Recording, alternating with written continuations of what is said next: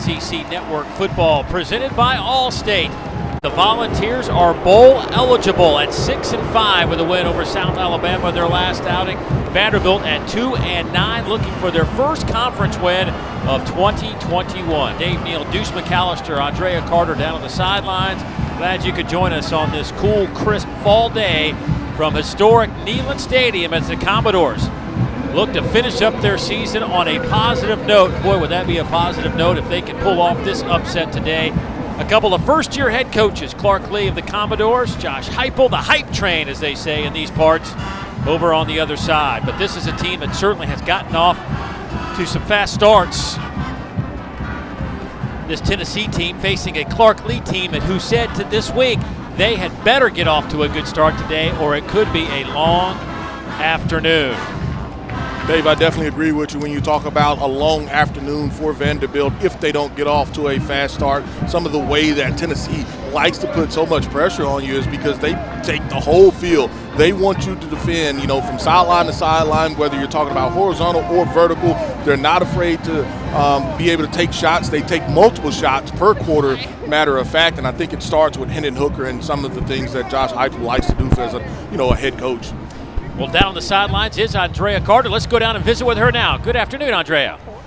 Yeah, Dave, you emphasized Vanderbilt starting fast, and Clark Lee, the head coach, he told me there have been so many times this season where the team dips their toe in the water to test it first, and then they realize, oh, we can do this, and they cannot do that against this Tennessee team. Head coach Josh Heupel and this Tennessee offense, they have beaten teams 162-44 in the first quarter this season, and that margin of victory in the first quarter leads the FBS. Guys, the only other team in the nation with a scoring margin over 90 in the first quarters is the undefeated Georgia Bulldogs. So Clark Lee told me it is important, especially in a rivalry game, to handle the emotions and be tethered to a level of confidence if you're the Vanderbilt Commodores.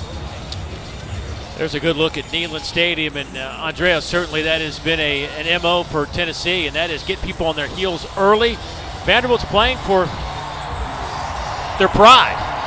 Nothing to leave in the tank today. Senior day for Tennessee Volunteer players, 16 of them honored before the game today. Of course, it is such a strange time, senior days. Some guys go through it but return. They get the extra year because of COVID. Tennessee won the toss. They deferred, so Vanderbilt will receive. Commodores will have it first. Kobe Wilson will kick it away.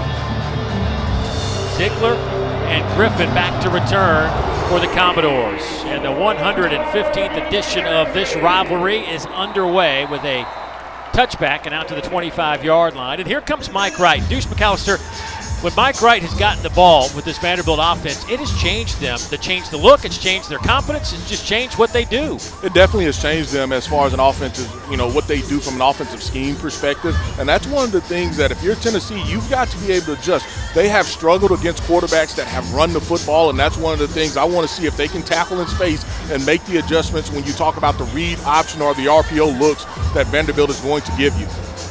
Right on the year, completing 53.5% of his passes. He has had a tendency to throw one away every now and then. 5 interceptions, 7 touchdowns. Rocco Griffin had a great game in his last outing. Gets the first carry, and he'll pick up 3 yards out to the 28-yard line. Rocco has missed some time this year with some bumps and bruises, but career best, 117 yards on the ground against Ole Miss last weekend for the sophomore tailback. But there are the numbers on Mike Wright, 6'4", 190. He's a tall drink of water watching him down on the field today. It's just refining the passing game for Mike Wright. That's the one thing that he has to continue to work on. Cam Johnson comes in motion, reverses field, will get the swing pass going the other way, and he is hit right there at the line of scrimmage. No gain on the play. Jaquan Blakely making the tackle for Tennessee. Nice job by this Tennessee defense being able to pursue. You see it right away, and it starts with your defensive end, Blakely, who sees it. He's reading it, and if you're Vanderbilt, you want that play to develop maybe a second or two longer or later, just so, the defensive end cannot fall off and make that tackle. Fifth-year senior with that play sets up a 3rd down. You see the Commodores on the year, 120th out of 130 teams on 3rd down conversions. Here Here comes some delayed pressure. Wright's pass is caught. That one is over the 40. Good enough for a first down as it goes to Chris Pierce, a gain of 13. Really nice job here of patience and being able to run this route. When you talk about Pierce just being able, it looks like he's running the out route, but he cuts back in. And when you talk about ball placement by Mike Wright, nice job of placing it inside Warren Burrell on the coverage.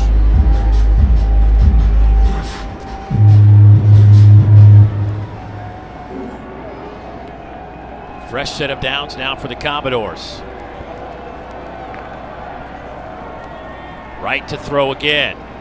Coming all the way to the near side, Abdul-Rahman making the catch. Alontae Taylor out there in coverage, got it right to midfield, a gain of 8. Dave, you talked about the pass there of Mike Wright. He's on the far hash as far as the throw is concerned. He's able to make that completion for a long completion. Today's 1st and 10 line brought to you by T-Mobile. Second down and a couple now for Vanderbilt.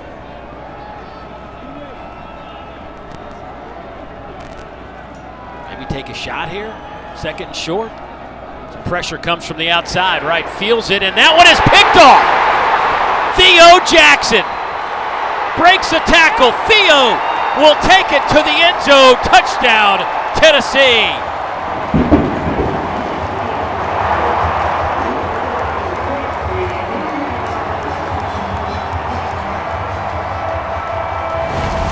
Dave, a couple things when you see this. You talk about the long hash. There's also pressure there by Tennessee. Nice job. Roman Harris is the guy with the pressure. But Theo Jackson, he is reading it all the way. Theo, he jumps that little, they run the out routes, and he jumps it. He jumps it right away, and he gets into the lane, and there is nothing that Vanderbilt can do to stop it. Theo Jackson is tied for first in the SEC in passes broken up, but hasn't had an interception until just now. He's been so close, but he finally gets one, and the result is a pick 6 for the senior out of Nashville, Tennessee. Getting an interception and a touchdown in this rivalry game in Tennessee with a 7-0 lead.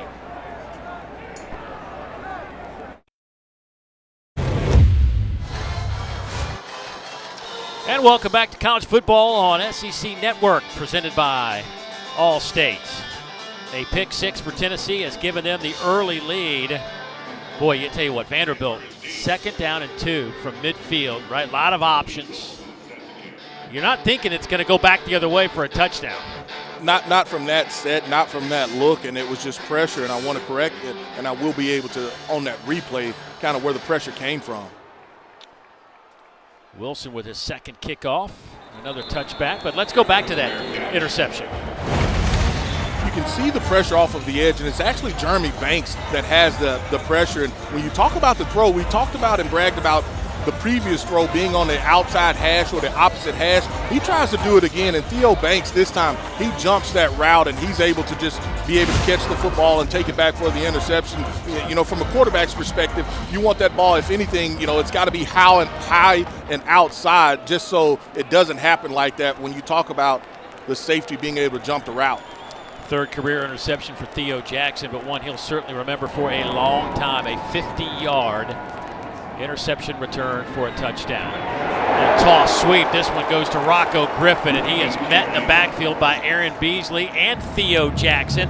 That'll be a loss of 1, and there you go again for this Tennessee defense, averaging 8 tackles for loss per game. That is 2nd in the country. And that's just a toss sweep, and you talk about the guys, Beasley and Jackson, just outworking the receivers and tight ends on the edge, on the perimeter, and they are able to beat those blocks and make that tackle for loss.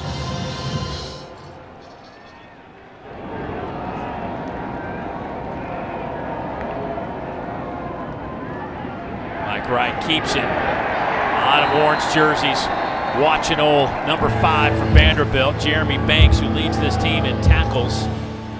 3rd in the conference. Just picked up his 97th of the year.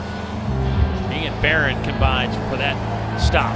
Jeremy Banks is not fooled one bit on that quarterback key play, and that's the one player Mike Wright, that you've got to be able to slow down and stop him. So far, the Tennessee Vols have been able to do so. It's the first quarterback run that we have seen him be able to do.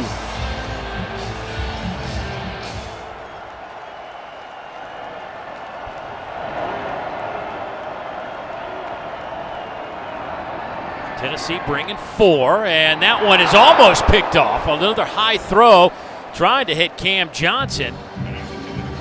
Burrell and Banks over there in coverage. This is one that Cam Johnson is probably going to have to catch for you. It's a tight window as far as the throw is concerned, and Banks is all over it. But, I mean, the quarterback does not feel comfortable because of there's pressure inside right there in his face.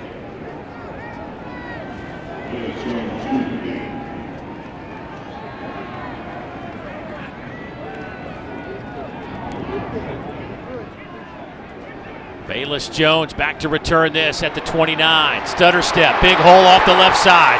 Returned a kickoff for a touchdown last weekend. The SEC leader in kickoff return average and punt return average with another explosive punt return and a short field for Tennessee. Dave, on this return, anytime that the punter has to make a play, you know it's an explosive play. Bayless Jones, he's going to probably get ragged a little bit by his teammates because the punter did make the tackle there. But just a nice job of setting it up and then just being able to use his speed. The only thing I would tell him is don't allow the punter to make that play and let him squeeze you to the sideline. 47-yard return. Hey, don't forget, coming up at 7:30 Eastern tonight, Rivalry Saturday rolls on. Number 23 Clips and squaring off against South Carolina in our SEC Saturday night matchup. Congrats to Coach Shane Beamer getting his Gamecocks bowl eligible this year. Not many people had them heading to a bowl game, but that is in store for South Carolina. Quick throw near side. Javonte Payton, who's getting healthier by the day, makes that reception, picks up 5. Tennessee, we know that they will go fast, just setting up a quick screen to Payton, and they were right back on the ball.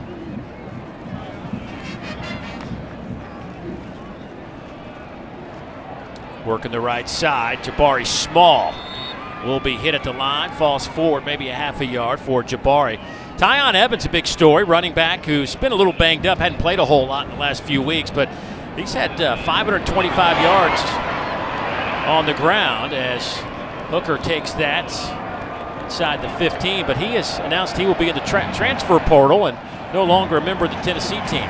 Well, you're talking about a young man that really hadn't played the last 3 games, and I mean, you still talk about his production that you get as far as a running back, but Tennessee feels good about the other young guys that they have behind him, so you know, you hope Evans is able to do what he needs to do, but Tennessee feels good to where they're at. Yeah, with Small, Wright, and Whitehead, your 3 backs now that we'll see most of the time.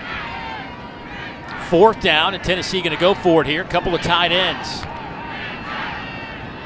Hand it off to Small, runs right into the front of that defensive line, and he didn't make it. Vanderbilt came up with a big stop. They'll get the football back on downs as Ethan Barr, the middle linebacker, steps in there to make a play.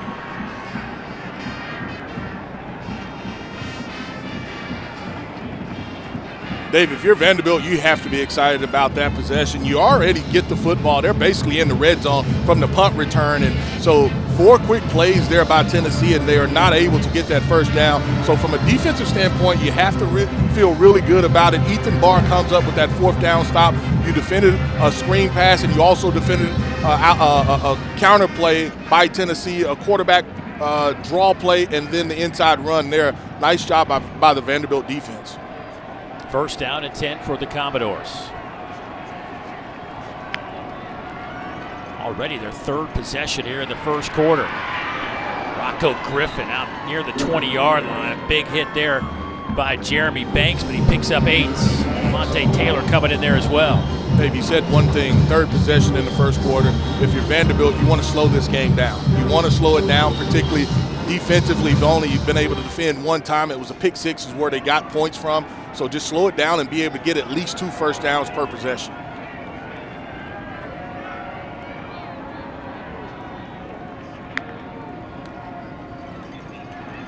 Rocco Griffin again. He'll have the 1st down out to the 30, or the 26-yard line, a gain of 6 there. Of course, not very far from Knoxville to Nashville, as this rivalry is in its 115th edition. It goes back to 1892. The last 10 years, though, this series has been even, 5 wins apiece, but Tennessee has dominated over the years. They've won 32 of the last 38. But Vandy did win 5 of 7 there for a stretch 2012 to 18. Pick up a 4 for Griffin. Vanderbilt mixing in 2 different runs, outside zone. We saw them run the inside zone a couple of different times. You know, you talk about the passes that they've been able to throw. You know, with them having success running the football, you know that Tennessee will start walking that safety down into the box. I'm interested to see, will they try to get the football down the field a little bit. By the way, Ken Seals is available at quarterback today if there was ever a need for Ken. He's been banged up and a bad finger all last 6 weeks, I guess, last half of the season.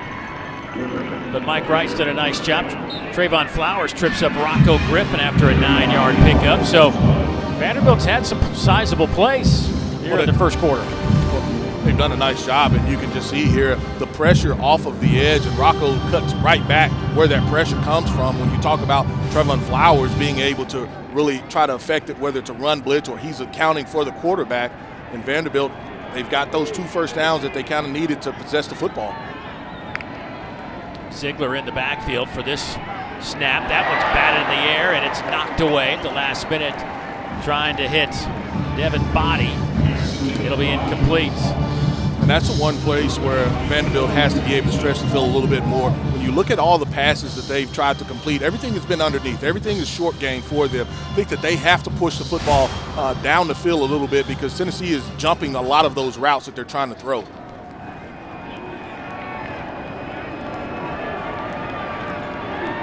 Second down and 10. Right to throw. Zips that one through there for a first down in Tennessee territory at the 44-yard line. That's Will Shepard on the catch. That's 17 yards. Really nice job of throwing. Will Shepard having strong hands, and this is just a glance route. You see him be able to catch this ball, and he's mashed up on Warren Burrell, who gets caught on the backside, and so Tennessee in positive territory as far as moving the football. Done a nice job of just mixing in different types of run and then pushing the ball a little bit down the field.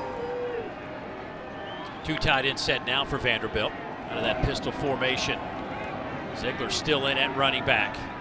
Tennessee checking out. They were showing pressure. They're checking out now. They'll run it off the right side. Ziegler, 5'11", 190, a freshman out of Marietta, Georgia, picks up 3 yards. You see the cat and mouse game there by Tennessee and Vanderbilt. Tennessee trying to at least get ahead of the sticks and put Vanderbilt in second and long and third and long situations. They were bringing pressure. They checked out of it. Tennessee checked to the run game and were able to pick up about 4 to 5 yards. This is play number 16 already for Vanderbilt. How about last week? This is a team that ran 93 plays against Ole Miss. That is unheard of for Vanderbilt. You got to go back to 2010 was the last time they ran that many plays in a game. And I think this is going to be encroachment. I think either the center was rocking the football and the defensive tackle moved, or he's going to call the defensive tackle for being in the neutral zone. David Smith, our white hat today. A chance to talk to David before the game. Good to catch up with the officials after a year off. Wasn't talking to them unless they were in my garage. Number 62 on the offense. 5-yard penalty. Second down. And it was on the center, kind of rocking the football, and as he's holding it, kind of trying to induce that nose tackle to cross over the line, and Tennessee is able to get Vanderbilt kind of in that second and long situation that we talked about. Clark Lee eyeballing that neutral zone now. He's saying right now he's in the neutral zone. And one of those Tennessee defenders. Play is to the near side. Pass is caught there by Chris Pierce. Didn't get a whole lot out of it. When I think the referee, they're trying to figure out exactly where now. That's about it's about where he was at as far as where he originally caught the football. But what was interesting is Mike Wright wanted to go inside with that pass, and like we've talked about, the Vanderbilt defenders have done a nice job of being able to get to that, drop to that hook zone area, kind of improvises, and he's able to get it outside. 3rd down and 9.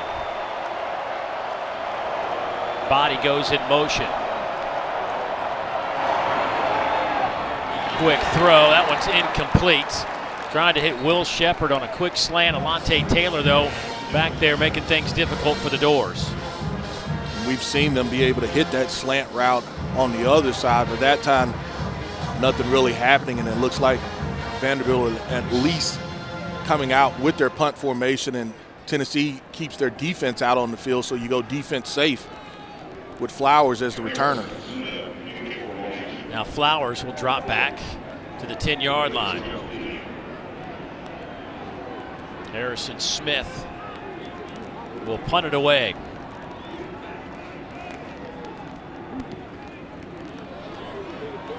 Toward the sideline, and see where that one ends up going out of bounds. They're running all the way up to the 10 to the 14-yard line. So that's where Tennessee will have it. They lead it by a touchdown. Back to Neyland after this.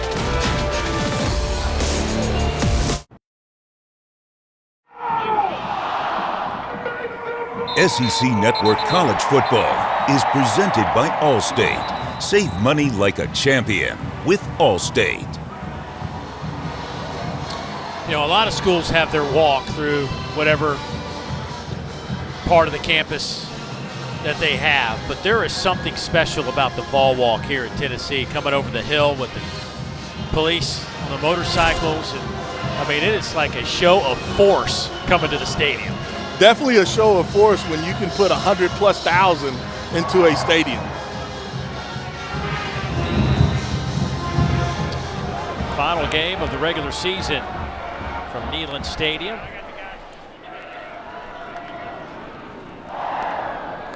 Here is Hendon Hooker, has all day to throw, finally flushed out of the pocket, and he is going to be wrapped up and dropped. He'll pick up a yard.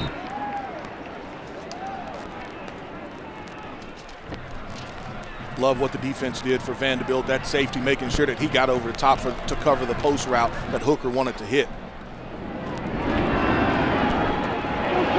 Small breaks a tackle, stays on his feet out over the 20.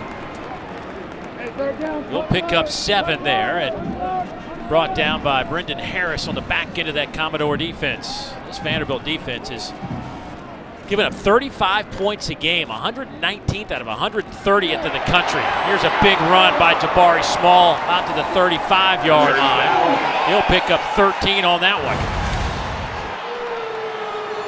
Nice job of Small being able to hit the A-gap right here. And, you know, you talk about the movement from the center and guard combination, and that's what you get.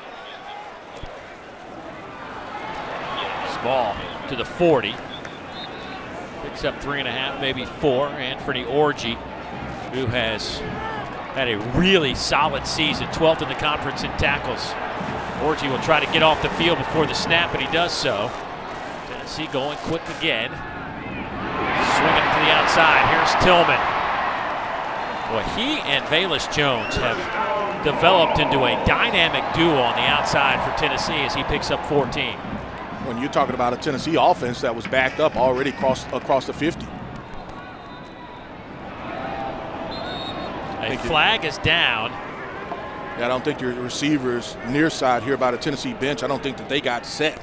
And we talked about how fast this offense was going.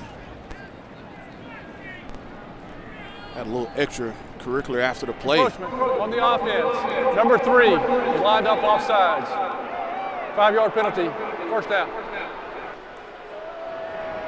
After the play by the right tackle and defensive end for Tennessee a couple plays ago. Tennessee has probably run about 4 plays since that happened. Oh, Here's yeah. the offsides by Peyton here. He missed it by a yard. Small across the midfield stripe. Gets back 4 of those lost yards. Anthony Orji with another tackle for the Commodores. This defense played well last week, as well as expected against a high-powered offense. And really, back-to-back weeks where you see a similar type of approach. So preparation a little bit easier, if you will, this week for Vanderbilt. Yeah, I definitely agree for you when you talk about just the approach. Boy, these snaps are quick over the middle, and that one is almost picked off by Orji. Oh, he batted it in the air, but it was momentum taking him away from the football. Yeah, that's 3 plays. All 3 plays, those were stops by Origin. You talk about the initial play, then he had to tackle for loss, and here almost came with the trifecta with the interception. He batted it up, but like you talked about, his momentum took him away from the football, and so this Vanderbilt defense has been able to hold this Tennessee offense out of the end zone so far in this first quarter.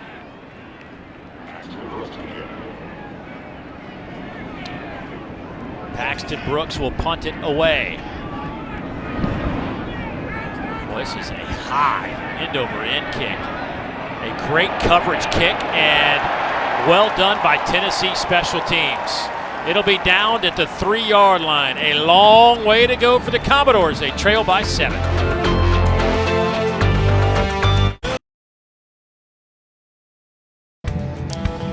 Well, let's check out the celebration moment brought to you by Allstate. And for that, how about Senior Day? 16 volunteers honored with hugs. This is a group that really came in here. I think a lot of people wondering what this would look like. They had so many players leave for other teams, hit the transfer portal. Josh Heupel with a new system. Would it fit with this group? It's amazing to think where this team sits right now, looking for their 7th win of the year in a high-octane offense. They call it the hype train around here, and there's good reason for it.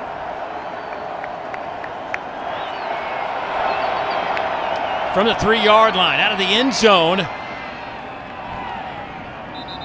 Rocco Griffin wrapping up that football, picks up 3 yards. Jeremy Banks with another tackle. He and Theo Jackson have been a big part of this defense, right up the middle of this defense for Tennessee.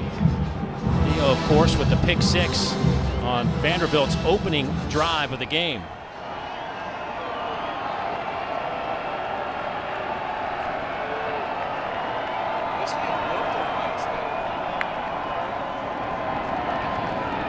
Wright will keep it himself, cuts it back. He's to the 10 and will get out to the 11-yard line. So give him 4. It'll be 3rd down and short now.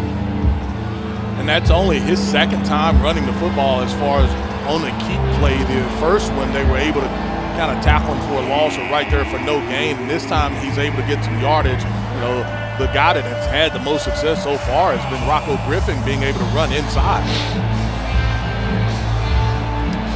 40 seconds to go in the opening quarter.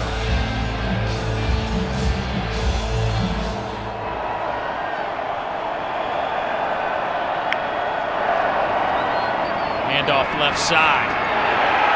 Boy, this is going to be close. I think he's short, Dave. Yeah, it looks like the spot's going to be about a half a yard short. Terry there from his defensive tackle spot, the first one to get a helmet on him. You go across and you see it, and Tennessee just does a nice job, particularly like you talked about, being able to make the tackle in the backfield. Terry, out of that nose tackle position, is able to come off of the block and make that tackle. And if I'm Vanderbilt, I'll leave my offense out there. But I'm just letting this game clock be able to run off, and I think that's exactly what they're going to do. Is you leave the offense out there like the perception that you're going to go for it, but you're just allowing this game clock to expire, and you get to the 2nd quarter. Yeah, they're not even going to break the huddle.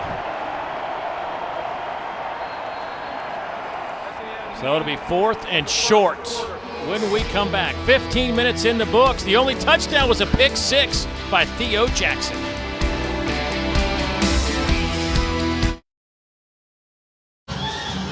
Between the foothills of the Smoky Mountains and the banks of the Tennessee River lies Neyland Stadium, and that's where we are for Tennessee and Vanderbilt. 2nd quarter football coming up, and the 1st quarter was important in regards to this. It's the first time this year that Tennessee did not score an offensive touchdown in the first 15 minutes. Remember, they came into this game having outscored their opponents 162-44. That is the largest number in the country.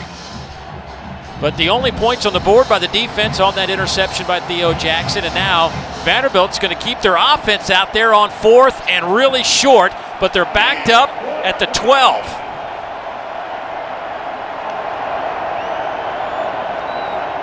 May just be trying to draw the old 5. No, they're going to snap it. Hand it off. They'll have the 1st down. What a gutsy call from Clark Lee. That's points. It's giving them points if you don't get it.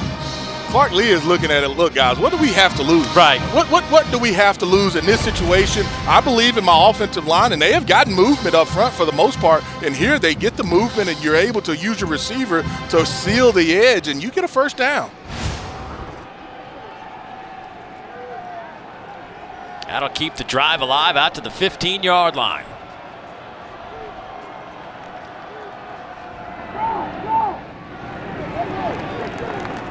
Griffin just about a yard or so. Rocco has really come into the forefront when Ramon Davis went down with an injury. Lost for the season. Rocco, the sophomore, became the focal point. Then he gets hurt. They had to turn to the true freshman Patrick Smith, who's played very well in his role. Yeah, and I think Patrick is kind of banged up. I don't think we'll see him today as well. And so it's basically Griffin and Ziegler back there at running back today for Vanderbilt.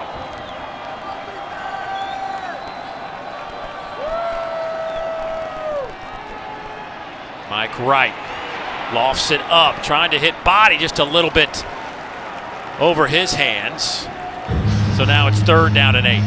And that's really the pressure of Aaron Beasley. You're running a 3 levels look, 1 short, 1 medium, and then you have the deep throw. And like you talked about, Mike Wright really never had a chance to set his feet to be able to put this ball on body as he's coming over on that over route.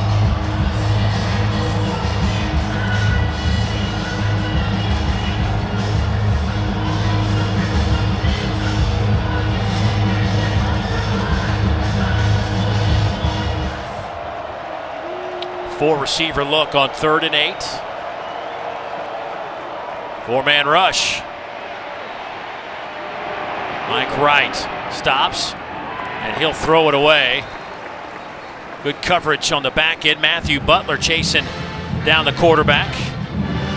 And it's a punting situation now for the Vanderbilt Commodores. Really nice job. You've seen Vanderbilt try to move the pocket both times, and you talked about Butler and Beasley both times there, being able to flush the quarterback and force him to kind of not be able to hit anybody down the field. Bayless Jones already with a 47-yard punt return. Set up Tennessee at the 21, but they got stopped on downs. Harrison Smith will punt it away. Well, it's a short kick, end over end. This is going to hit but take a favorable Vandy bounce. Did it go out of bounds before the 41? Doesn't appear so. So about 10 extra yards out of that roll, and that's where Tennessee will have it. 13:15 to go here in the second quarter. The Vols by a touchdown.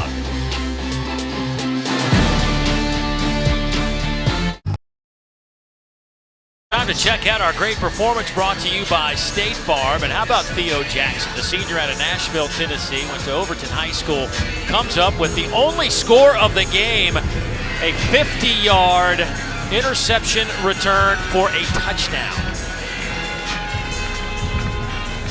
Theo this week talking about how much time he spends away from the actual field preparing for games, watches 3-4 hours of tape, sometimes a day. Oh, nice move by Hooker, who spins out over the 45 to the 47-yard line. Christian James in on that tackle, gain of 6. Tennessee running a little option, and Hooker keeps it, does a nice job of picking up yardage. There goes Jalen Wright, the freshman, with his first carry of the day, and he'll have the first down. Ethan Barr with the tackle.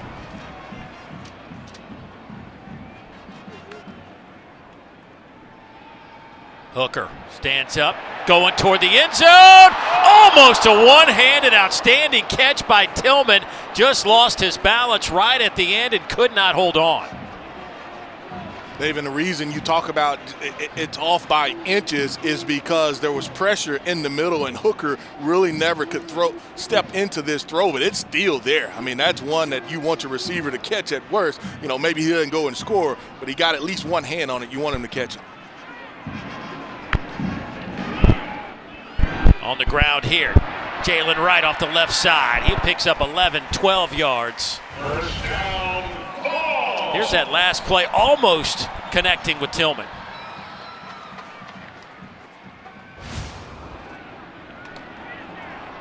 Hooker No gain on that play. Ethan Barr making plays in the backfield. Here's that throw, and I mean, he just can't get that left hand on that throw from Hooker.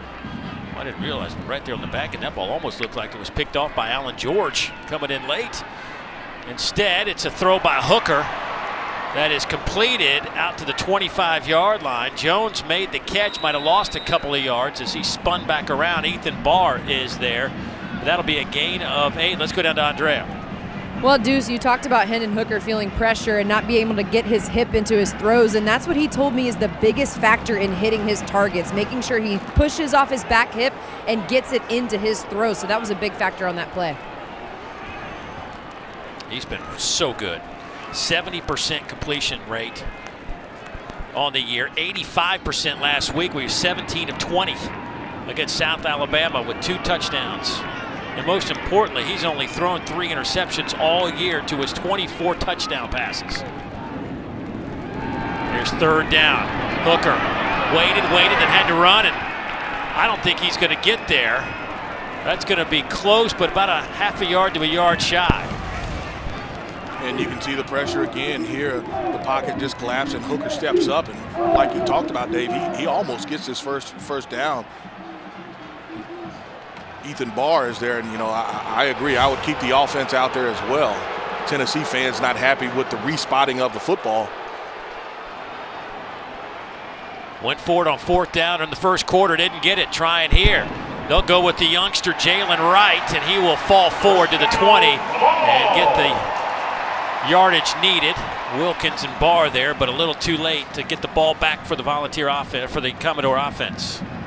Second effort. Wright picks up that first down.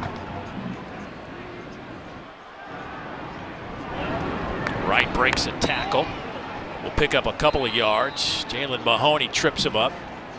I think the Vanderbilt feels like that ball came out was a fumble. Boy, wholesale changes defensively for Vanderbilt. Got to be ready to go with this tempo offense that averages a snap every 20 seconds. The fastest pace in Division I football.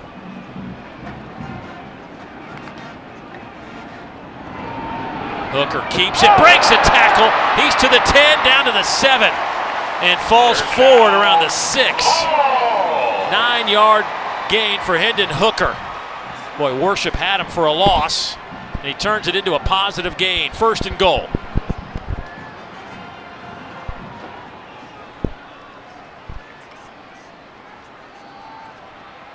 Looking for Jones, that one's incomplete.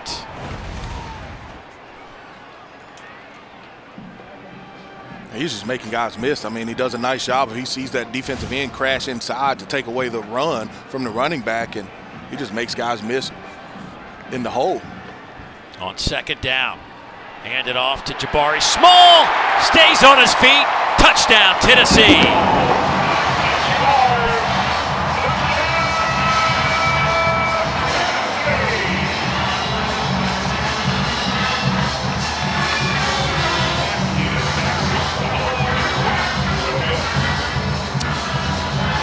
The 7th rushing touchdown of the year for Jabari Small from 6 yards out.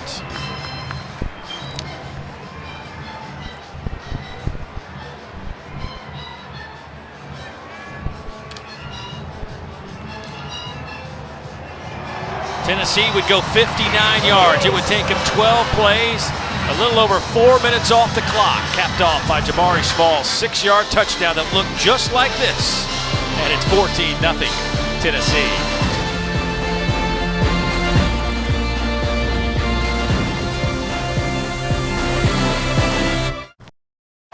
Tuesday night, freshman phenom guard Kennedy Chandler at number 15. Tennessee will host Presbyterian at Thompson Bowling Arena right here in Knoxville. And you can catch it on the SEC Network and the ESPN app. One app, one tap.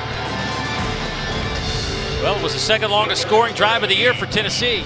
Nice job by Fant, and then you talk about Maxwell Worship. 2 plays there. He can't make the tackle, one on Hendon Hooker and the other one right there on the touchdown by Jabari Small. That was 4 minutes and 10 seconds. Their longest touchdown drive of the year was 4 minutes and 29 seconds against South Carolina. You start thinking about this offense, they're scoring 38 points a game, and that's their second longest touchdown drive of the year at 4:10. Let's go downstairs to Dre. Well, going back to that Jabari Small touchdown run, he told me this offseason he did a lot more conditioning, focused on being more explosive with his speed and having an extra gear, guys. But his biggest emphasis was breaking arm tackles. He said, I had to separate myself somehow, and every good running back is determined by how many tackles he breaks. Deuce, would you say he did a good job?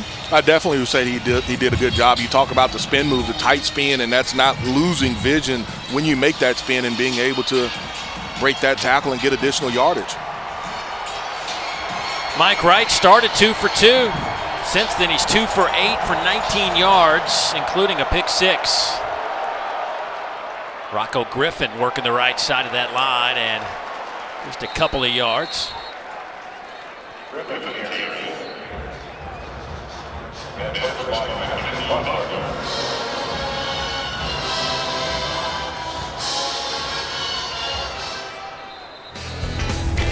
Academy Sports and Outdoors is there.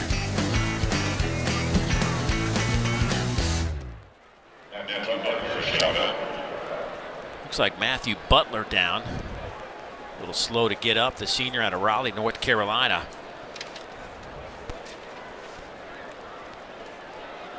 .41 stops on the year. He was involved in the tackle there of Rocco Griffin and looking at his lower left leg area.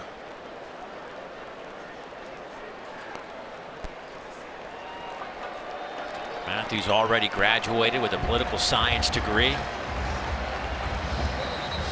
Graduated a year ago. Tremendous performer on the field and in the classroom and on the Werfel watch list. 3-time SEC academic honor roll member. Hope he's all right and get back in this game. It's final one here in Neyland Stadium.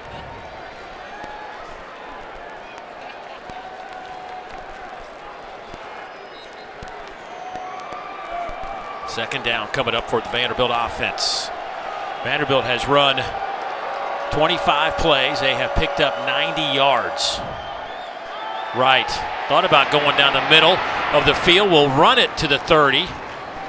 Just shy of the 30, so it'll be third down coming up. Aaron Beasley making the play.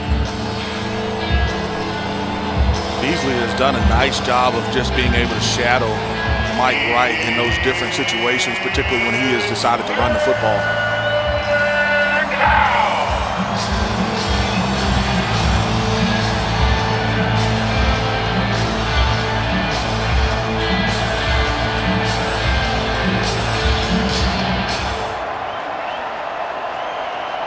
Vanderbilt 1 out of 5 on third downs today. Right. Flushed out of the pocket on the run. Will throw it away again. There are no flags.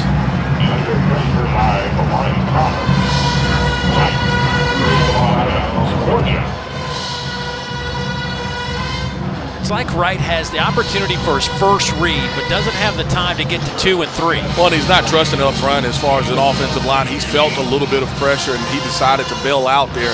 You know, his receivers aren't helping him a lot, being able to create separation down the field as well. Bayless Jones stands back at the 25-yard line.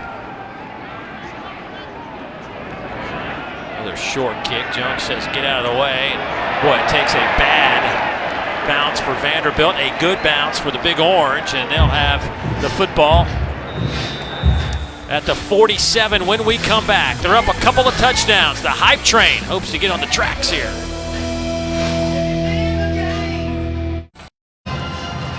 Coming up at halftime, you can watch the live performance of Tennessee's band Pride of the Southland on SEC Network Plus. Start streaming now over on the ESPN app. We have 7:28 to go here in the second quarter. Tennessee's offense, after a 12-play 4-minute and 10-second drive. Produced a touchdown on their last opportunity, and that one just thrown straight down in the turf. Hooker just had it coming. I tried to, I guess, pull it back, and it didn't work. He was pulling it back. They were running a quarterback counter play, and he had the option to be able to throw the screen outside or to be able to run it, and he was just pulling it back and slipped out of his hands.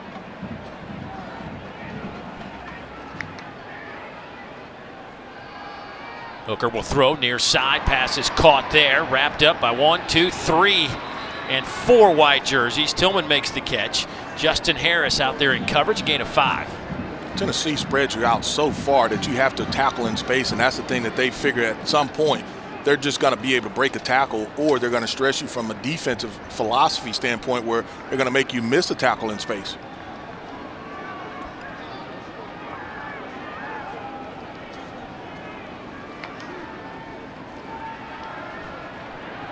Hooker flushed out of that pocket, dancing around. Makes something out of nothing. We'll get it to the 45, a gain of about 3 on the play. Ethan Barr there, 5 tackles here in the first half for Mr. Barr. Another 4th down opportunity for this Vanderbilt defense to see if they can get off the field. Nice job of dropping 8 into coverage, but it was a stunt that kind of forced Hooker to have to run the football. So on 4th and 2, Tennessee going to go for it from the 45-yard line. You can see pressure coming off of the edge right now by Tennessee as they check out of that look as well. I mean, by Vanderbilt, Tennessee changing the play as well. Jones will come to the near side. A couple of receivers on each side of the field, but Hooker will keep it himself, breaks a tackle, and has the first down. Just some great athletic ability from Hendon Hooker. Ethan Barr missed that initial tackle, and Hooker able to get up the field to pick up 4 yards. What quick snap. Hooker flushed again. He will be pushed out of bounds by Michael Owusu. By the way, note to Ricky Wright for Vanderbilt today. Their linebacker, outstanding player. Coach's decision. So Owusu getting a lot of snaps. Barr, Orji. Oh, big hole right up the middle. Jabari Small inside the 25. He'll be down at the 23. Brendan Harris on the stop. That's a gain of 14.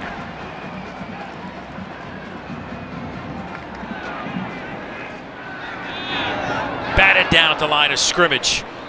Elijah McAllister using that 6'6" frame, batting that one to the turf. Previous play, Dave, you just love the patience of Jabari Small, just being able to get behind his center, Cooper Mays, and just be patient and let it develop and open up, and picks up that first down, and McAllister knocks the ball down like you talked about on the quick pass. Jalen Wright in the game. He'll get the carry here, working left side, and stuffed on that run. Anthony Orji, the first one there.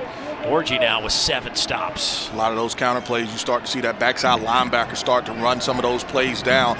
Look for Tennessee to kind of pull it and be able to hit the slant right behind it.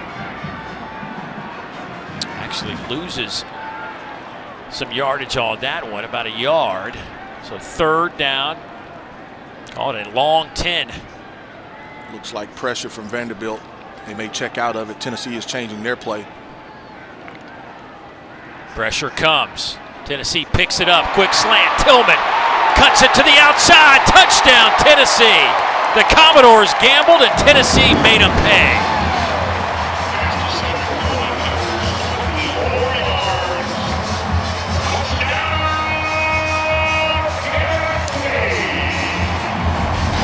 Dave, you go back and look at this. This is actually a rub route on the outside, and it's a nice job of just being able to get space, get Tillman in space, and obviously the quarterback has time. He sits in there. The offensive line picks it up enough as far as the inside pressure to be able to make the connection for the touchdown. Point after is up and good. After a slow first quarter offensively for Tennessee, they are finding their groove. A couple of impressive scoring drives. This one through the air, Hendon Hooker to Cedric Tillman, and it's now 21-0 Tennessee.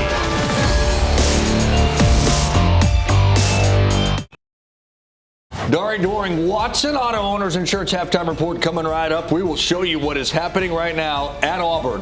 7-zip. Tigers with the lead. We'll show you how they got there, get you all caught up on the day. What are you seeing so far? How about Tennessee's explosive? Yeah, slow start for Tennessee, but the defense actually got the scoring going. I think they're in a rhythm now. You feel like that floodgates are about to open up here. It does feel that way. We will see you all shortly. Have a little sense of Tennessee getting it in gear, boys. Matter of fact, second quarter yards, Tennessee 112, Vanderbilt 10.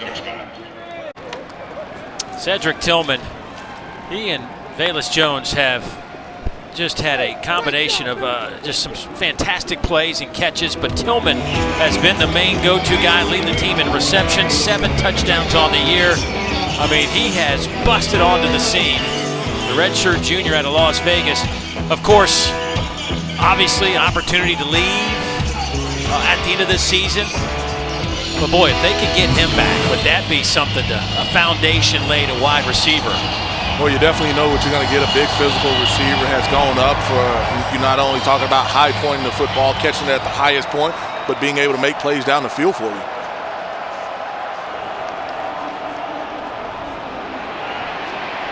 Right, turns the corner and knocked out after a gain of 3. Flowers making the stop. Right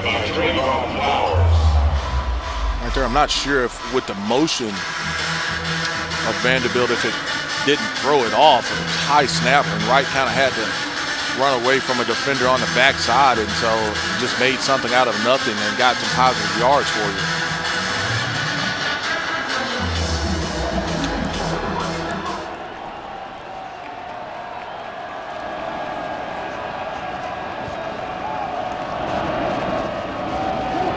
Corner, blitz, Jalen McCullough got there in a hurry, held on tightly, and a loss of 9. McCullough does a nice job of just being able to come off the slot. You see it there, and the guy that has to pick this up is James Ziegler, and he doesn't see it. Mike Wright feels it, he sees it, he tries to shake it, but McCullough's not letting him loose in the open field. Your back has to be able to feel that and pick up that slot pressure. But James Ziegler does not see it. Freshman, young player, he's got to be able to see that and pick that up for his quarterback. Boy, 3rd down and 17 now. Trying to set up a screen. High throw. Caught there by Ziegler. Well read by Tennessee. Nowhere to go. Beasley with another excellent play from that back end of the Tennessee defense. That's a loss of 3. Just a nice job. He's got it man-to-man. Beasley just comes downfield, and he's able just to beat your center. That's who's got to be able to, Castile has to be able to pick him up as far as at that guard position as they set it up. A little high throw, but that's one that, obviously you make the catch, but Beasley is all over it. 70th tackle of the year for Aaron Beasley.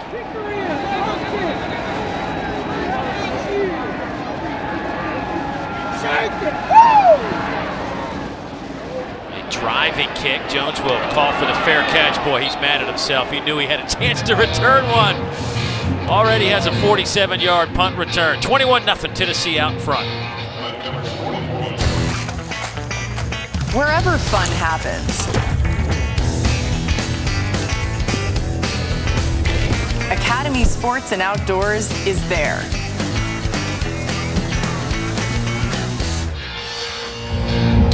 Tennessee would love some more points on the board right before halftime with 2:07 to go. Ball sits at the 41-yard line. Hooker today, 5 of 10, 55 yards. He's rushed it 9 times for 33 yards. Tennessee with 163 yards of offense.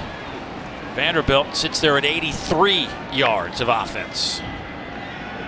Hooker will throw it.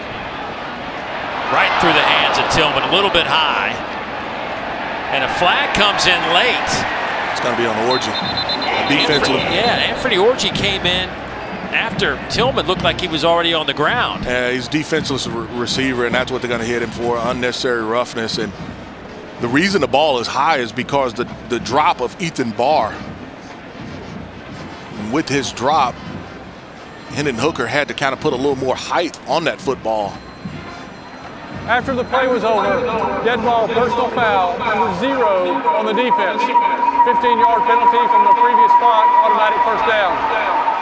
And if you're Vanderbilt, that's one thing that you don't want to do, give them easy yards with the clock not moving. We'll take another look at it, and you talk about the football just being high, and that's because of Ethan Bard. You know, that's one where, Orji, you just have to not take that shot on that receiver. The 15 yards will put it inside the 45. Hooker keeps it himself off the right side, and he'll take it to the 32-yard line. Maxwell Worship making the tackle, but not before Hooker picks up 13.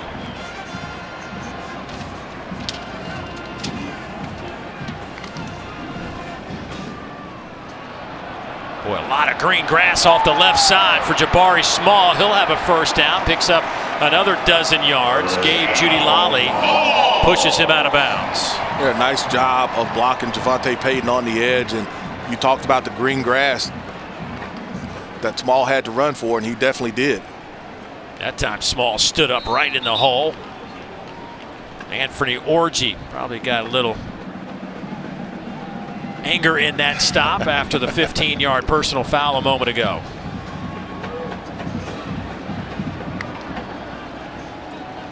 Here's Small dancing around. He stopped again. This time Devin Lee making the play, the freshman out of McDonough, Georgia. Devin's been playing quite a bit of late. Going to be a good one for Vanderbilt.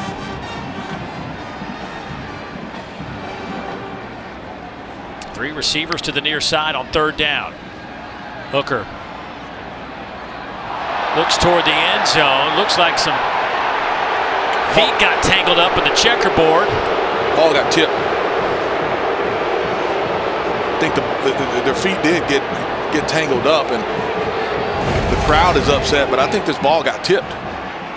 It did. Yeah, Ethan Barr got his hand on it, and the ball got tipped, and so obviously you know there's no pass interference after that, but the ball got tipped, and that goes back to the previous throw back where Orji got the kind of the late hit, or at least after the play hit, because the ball had to be high. Ethan Barr does a nice job with his drops, and that time you see him be able to make a play on it. Chase McGrath attempted 31-yard field goal. He's 10 out of 13 on the year. No field goals last week, but busy 8 out of 8 in point afters against South Alabama. Does his job here as he splits the uprights, and 3 more on the board for Tennessee, and their lead is now out to 24 points.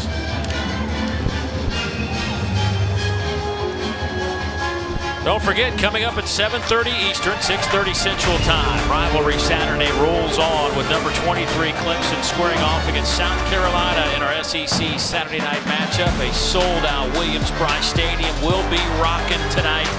The Tigers look vulnerable. Wouldn't that be something to cap off this season? First year under Shane Beamer with a win against the Clemson Tigers at home.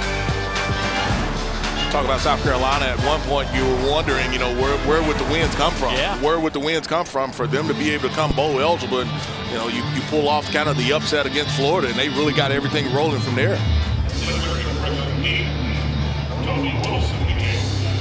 Thought Tennessee offensively got kind of conservative down there in the red zone, particularly with those 2 inside runs. You know that they get the ball back at the third quarter, but I thought they got a little bit conservative. Yeah, they do get the first possession of the second half. They won the toss and deferred. Vanderbilt got the football.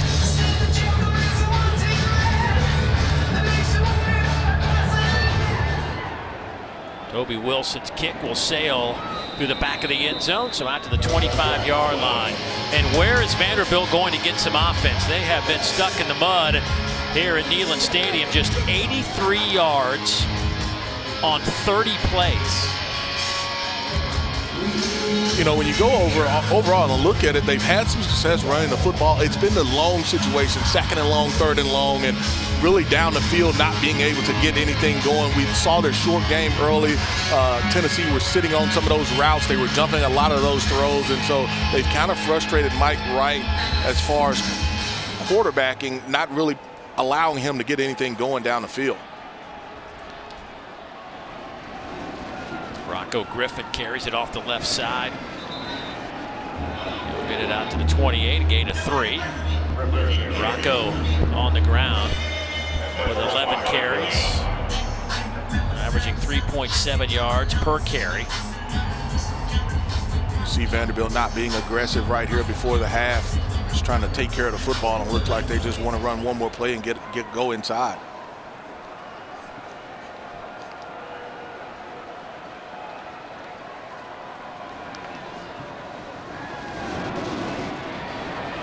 Rocco Griffin across 40, and he is popped out of bounds. A big hit. There are no flags, but they'll spot him out at the 44-yard line. A 15-yard run for Rocco, best run of the game for the Commodores. But a big hit from Flowers. That should be the end of the quarter, end of the half, really. Unless there was 1 second on the game clock.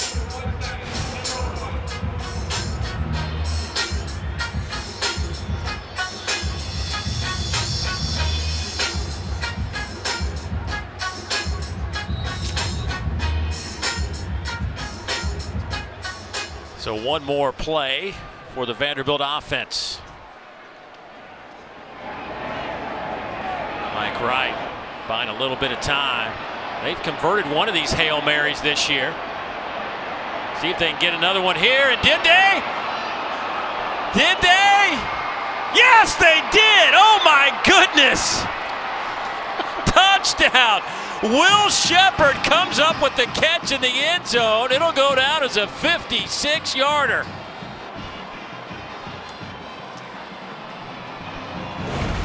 Dave, you're talking about a unit that just wanted to get in for half, and you can't run it any better than this. And Will Shepard, he just goes down and kind of drifts. He goes up and he beats everybody for that football. And as far as it was McCullough who had a shot at it. Instead of him knocking it down, Will Shepard is able to almost catch it right there at his chest level. And so you talk about that had nothing going for Vanderbilt offense, and they're able to connect on the Hail Mary right here before halftime. Taking a moment to make sure it was a touchdown, and all indications are that it was a touchdown. Wow, how about the extra second? Everybody thought the half was over. They put the extra second on the clock, and Vanderbilt gets a touchdown out of it. Point after from Joseph Bulovas is good. But one more look at this Hail Mary that was answered in the checkerboard end zone.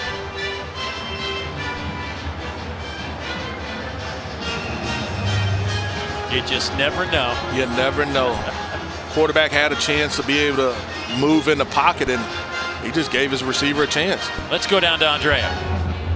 Coach Heupel, everybody thought the half was over, and then they get that Hail Mary play. How do you get momentum back in the second half? You got to reset. Doesn't matter what happens in the first half.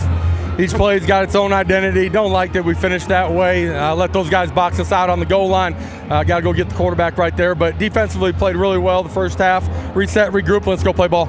And offensively, you all started slow, but then you picked it up in the second quarter. What was the difference? Yeah, unique. Get stopped on a fourth down on the plus side of it. Have a great return by our punt return unit. Get stopped on one drive. Those are the only 2 possessions in the first quarter. Got some things going. Didn't execute at the last drive, just finishing it off the right way. Got to clean some things up in the run game and go execute in the pass game. Coach, thank you. All right, appreciate it. Well, a Tennessee offense that averages 38 points a game, puts 24 on the board. They lead at 24-7 here at halftime. Vanderbilt with a little bit of life with the Hail Mary touchdown. Let's get you to the studio. All right, it's all yours. Dave, Deuce, thank you all very much. Drea as well, as we do welcome you into the. We're going to have some things to talk about tonight on SEC Football Final. Myself, Doring, Watson. Where's Chiswick? He's at Auburn being honored for that 2010 National Championship. That team is being honored now. Boy, it's provided some spark to have them there, hasn't it? A Wild Iron Bowl. The impact on the playoff of Michigan, Ohio State. We still got Bedlam, which is going to have potential playoff impact. Lots to get to, of course. And South Carolina, Clemson. Hello. All right, touchdown, Cedric Tillman. Second half coming up, 24-7, Tennessee. This halftime report is presented by Auto Owners Insurance. Simple human sense.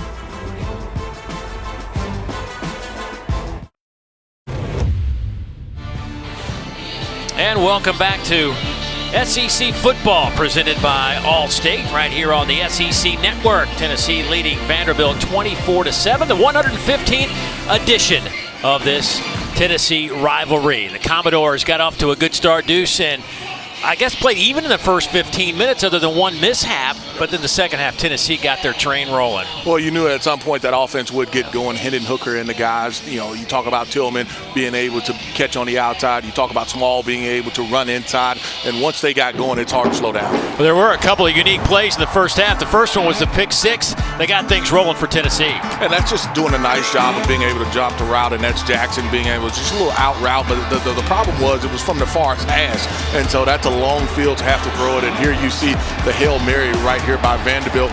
What was key for this play was the 1 second added right there before the half, and Vanderbilt makes it pay. Yeah, Shepard with that touchdown, 56 yards. Matter of fact, there was only 102 yards of offense for Vanderbilt before that touchdown pass. And let's see if that gives Vanderbilt any life here in the second half. Tennessee does have the football to start the third quarter. And this kick will bounce through the end zone. Andrea Carter down the sidelines, some pushing and shoving, but everybody seems to be okay. Let's go down to her. What did Clark Lee have to say, Andrea?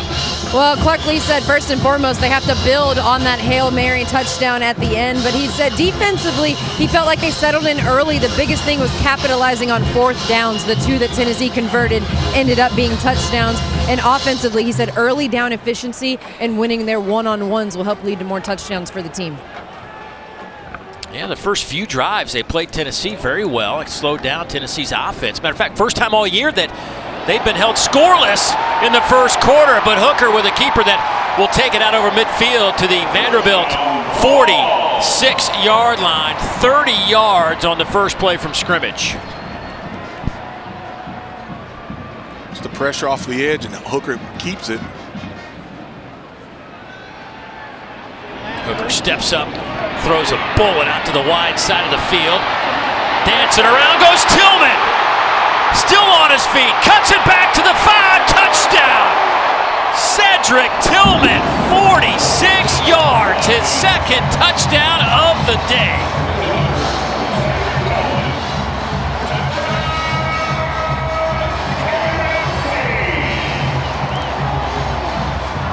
Dave, we talked earlier about how Tennessee spreads you out, and they want you to have to tackle in space. And you see Tillman, he just runs a stop route. And once he's able to get the football in his hand, he makes people miss. Allen George being the main guy there, once he made him miss, it's off to the races.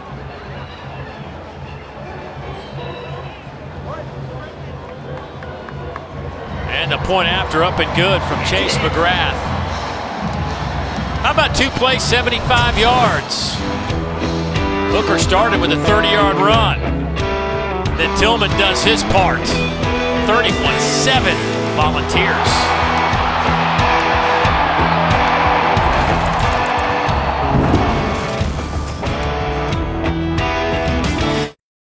Cedric Tillman.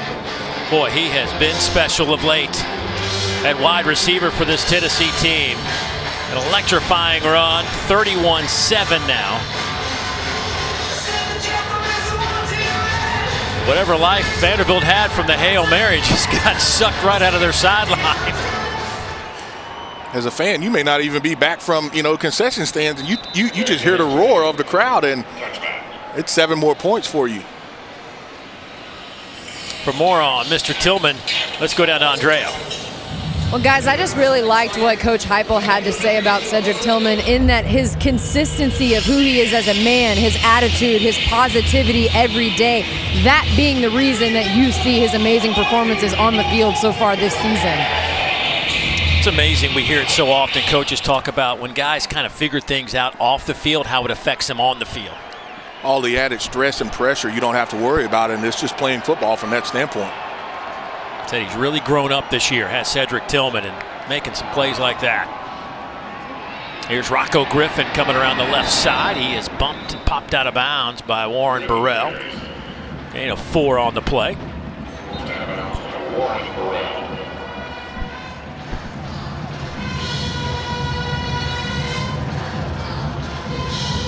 See if Vanderbilt can get any consistency going from an offensive standpoint to at least try to slow that, keep the ball out of the hands of Hooker and Tillman.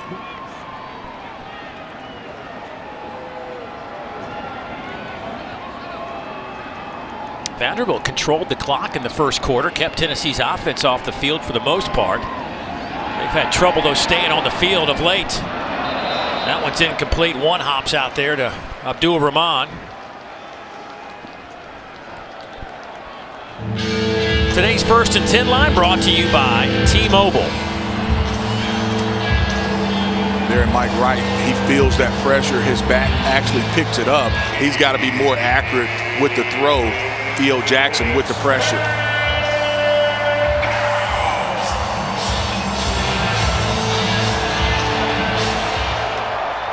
So 3rd down and 6.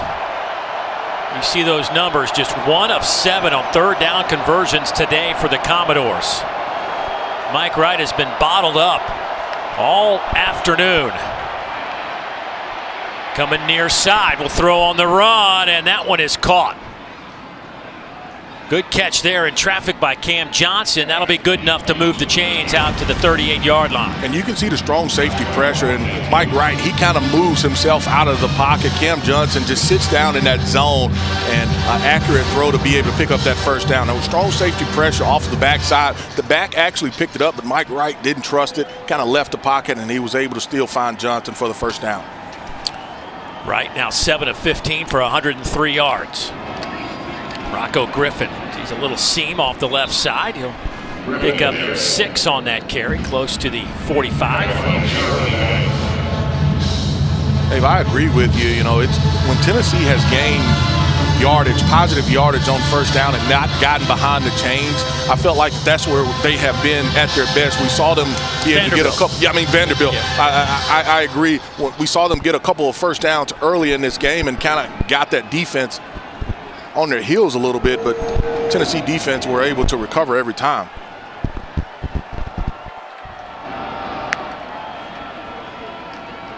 Griffin, boy, ran right into Banks. What a beast Banks is playing. I mean, he is at a level few are playing at right now in this league. I agree with you.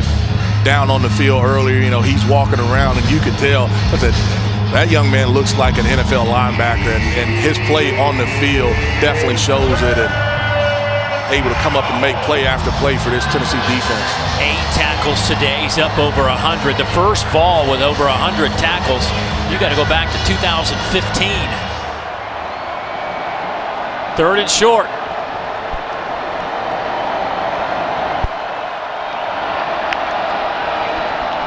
They'll run it with Rocco Griffin. Right into that big orange wall. Banks was the first one there. Jackson comes in, and a couple of other orange jerseys along the way. So 4th and a yard. Similar play that they had success on the previous 4th down where they were backed up inside the 10. They brought the motion inside. This time it's too much penetration and nowhere for Rocco Griffin to go. Coach Lee is going to kind of roll it again. Normally you see them try to get out on the edge with some type of speed option look. We'll see if there's pressure off of the edge here. Griffin, your tailback. The give is to Rocco. Kicks it to the outside. Has the 1st down. A gain of 3. And they decide just to go inside zone here again, and they get the cutoff. But Rocco Griffin, they do a nice job on the left side. Tyler Steen, the left tackle, is able to get his block secured, and that's exactly where Rocco Griffin is able to run off of that edge to pick up that 1st down. Rocco coming off a career high, 26 carries, 117 yards against Ole Miss last week. Rocco today, 18 for 76 on the ground. See Tennessee looking to bring pressure. Now they change the play and check out. Rocco again gets it right to the midfield stripe, stood up there and dropped to the turf. Don't forget, coming up 7:30 Eastern time. When we are finished here, it'll be time for the South Carolina Gamecocks and the Clemson Tigers. Palmetto State Showdown. Clemson still ranked 23rd in the country. South Carolina looking to pull off the upset in our SEC Saturday night matchup from Williams-Brice Stadium, which will be rocking tonight. A sold-out Williams-Brice.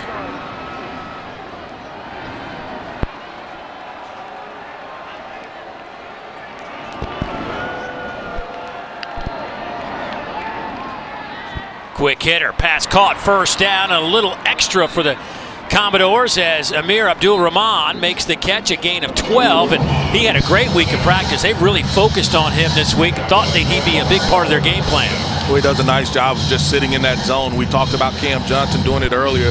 This time he's able to just find that soft spot in the zone, and a third first down for this third conversion for this Vanderbilt as far as picking up another first down. A senior out of Atlanta gives the Doors a fresh set of downs. Right, little shoulder fake. Slings it near side. Pierce with the catch. Makes one man miss. And inside the 35 down to the 32-yard line. A gain of 6. Really nice job here by Mike Wright. You saw the shoulder fake. Try to get the corner for Tennessee to be able to bump. Tried to get Taylor to bite a little bit on the double move. Didn't do so. Mike Wright checks it down to Chris Pierce right there in the flat, and he's able to pick up about 6 yards for him.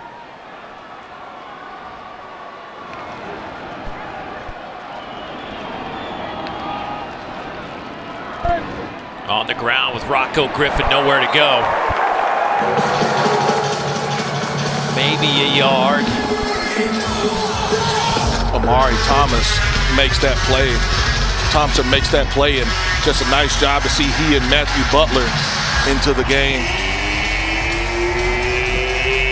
Thomas, the big defensive tackle from Memphis, Tennessee. I love it. Number 21, 6'4", 316.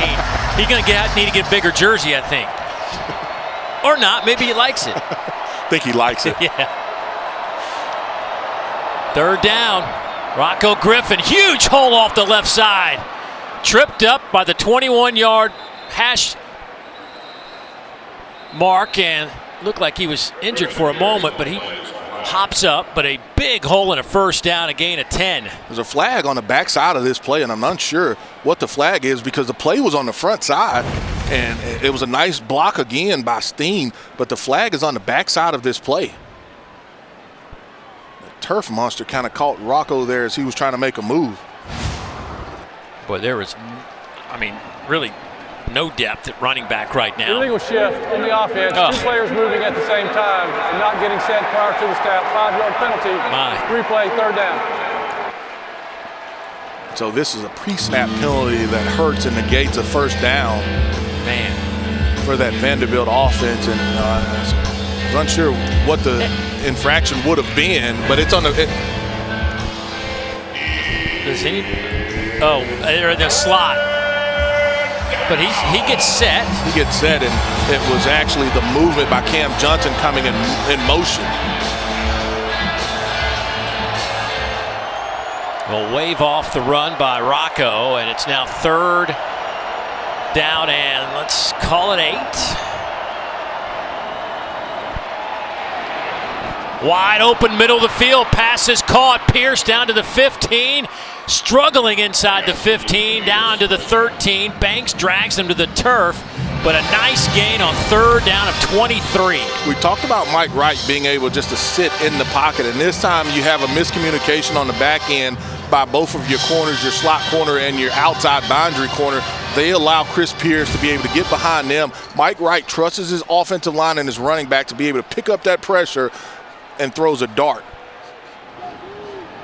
First down and 10 from the 13. Rocco cuts it back to the 5. Touchdown, Vanderbilt. 13 yards out, and Rocco Griffin hits pay dirt in the checkerboard.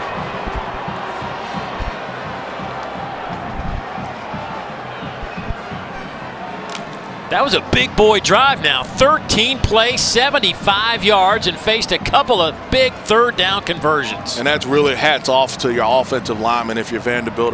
Because there was a lot of movement, a lot of safety inserts, and Rocco Griffin He just does a nice job of just being able to find the crease right behind his tight end, who makes a really nice block. And then you talk about Cole Clemens, your left guard, who steals it off, and he's able to make that cut to be able to get in the end zone. Yeah, Jason Brooks also with some good blocks as Vanderbilt's going to go for 2 here.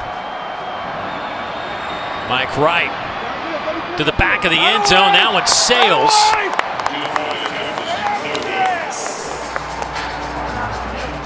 So the 2-point conversion no good, but yet Vanderbilt goes 75 yards. It is a 31-13 tally now here in Knoxville.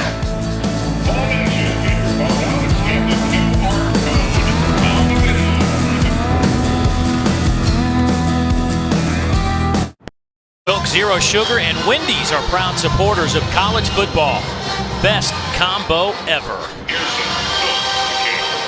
Vanderbilt with their longest drive of the game, 13 plays. And it was a long drive too, 7:59, almost an 8-minute drive. Capped off by the Rocco Griffin touchdown. Rocco now with 21 carries, 90 yards, averaging a little over 4 yards per carry. Production up front from that offensive line and your tight ends being able to give you just creases as far as the running back is concerned.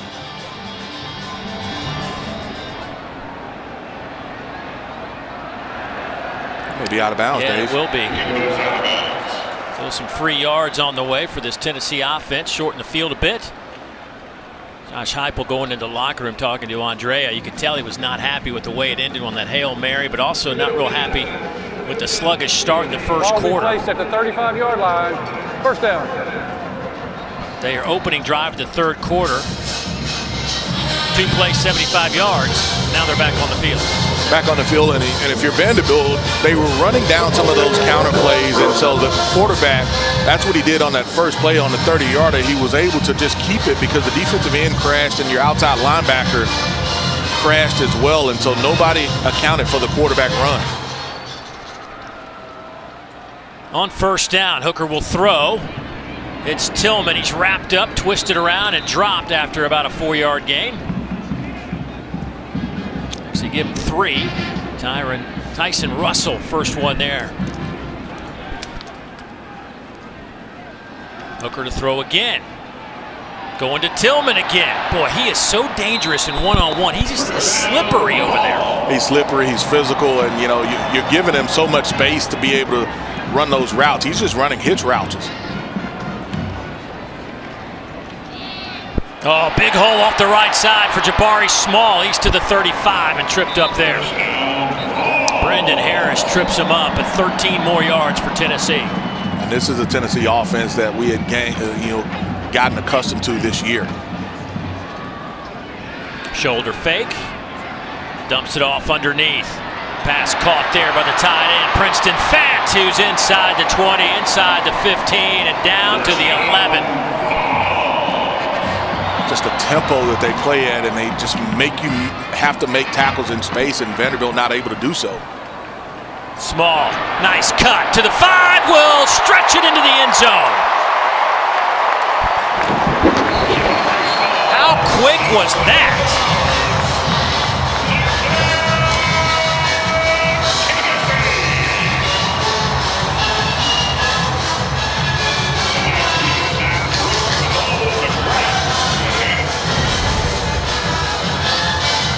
Dave, you take a look at it, and it's just a jump cut by Small in the backfield. The plays are not really, you talk about sophisticated plays. It's hitch routes, and that's inside zone. I mean, but they run them so fast, and it presses Vanderbilt to have to get lined up. And one misalignment, one missed tackle, we know the results. This causes the defense to be unsure of what their assignment is. Tennessee just, a missile down the field, capped off by this Jabari Small 11-yard touchdown run.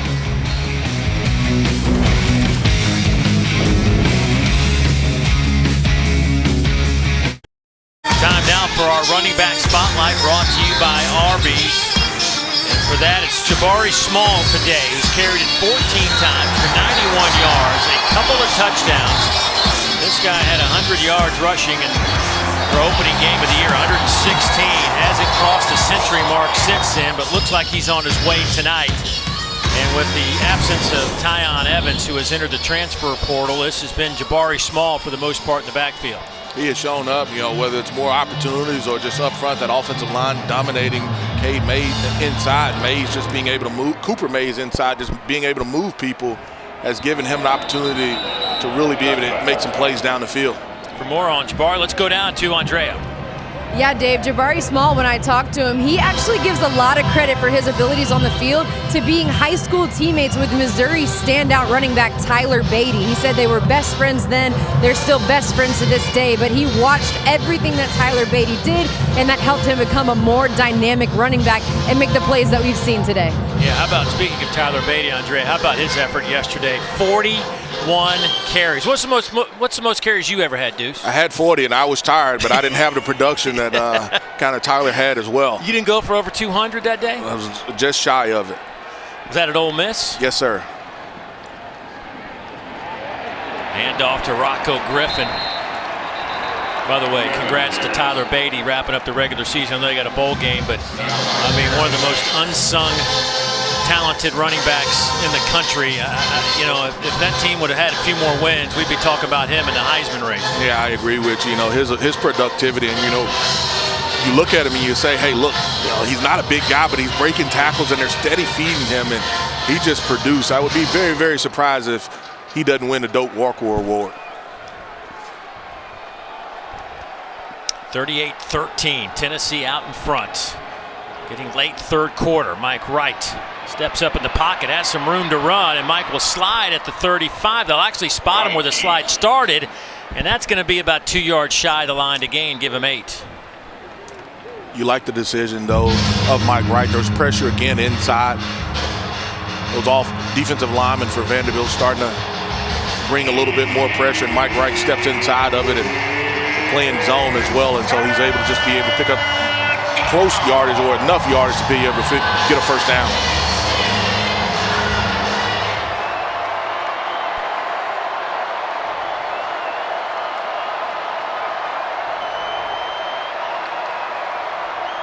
Rocco Griffin needs to touch the 35, and I think they're going to give it to him. Good hard running from Rocco Griffin will have enough to move the chains. Rocco not a big back by any stretch of the imagination. 5'9", 200 pounds. Doing a good job of just being able to find, you talk about that left side of the offensive line, them just giving him a crease where he can find and fit in and pick up positive yards. His real name goes by Rocco, but his full name is William Anthony Griffin Jr. Rocco works just fine. Ben Bresnahan with that reception, gain of 4. Nothing wrong with it. William or Rocco.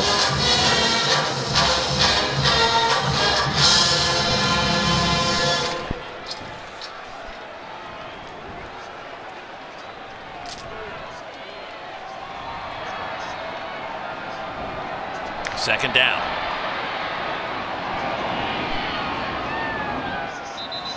And Rocco will get it out over the 40 to the 41.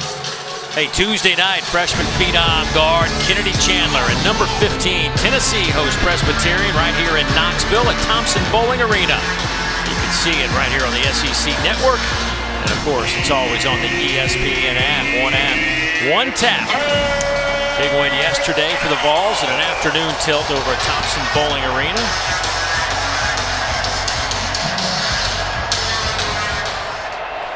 Rick Barnes, one of my favorite people. Love that guy. Doing a great job here with Tennessee basketball. 4-man rush. Mike Wright scrambling for his football life will be hit out of bounds by Jeremy Banks. That is the 12th tackle for Banks today.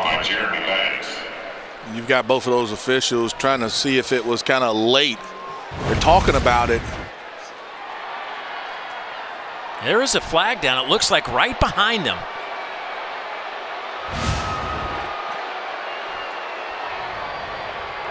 Personal foul, late hit, unnecessary roughness, number 33 on the defense. 15-yard penalty will be added to the end of the run. Automatic first down. Tell you what, that looked close to me. It's very close. I mean, he's got 1 foot down, and so the official is right there. 1 foot is out of bounds, and when contact starts, and I guess by how the rule is written, it is out of bounds. It's a late hit out of bounds, but you know that's a tough one for a linebacker to be able to pull up right there. They were trying to throw the little hitch route, but Tennessee did a good job of being able to cover that hitch route, and you know Mike Wright had no other choice but to try to scramble, and he was going to be short of the first down without the penalty. Well, that sets him up at the 43-yard line of Tennessee, first down and 10. Right to throw over the middle. This one is almost caught, then almost intercepted. Looking for Will Shepard. Warren Burrell back there in coverage. We saw this route earlier. You have safety pressure off of the edge, and this is just a glance route. And you know, we talked about how Shepard had the strong hands earlier to be able to catch that football in the first half, and not able to pull it off, and almost like you said, Dave, close to an interception as well. Theo Jackson has an interception today for Tennessee. Returned it 50 yards for a touchdown.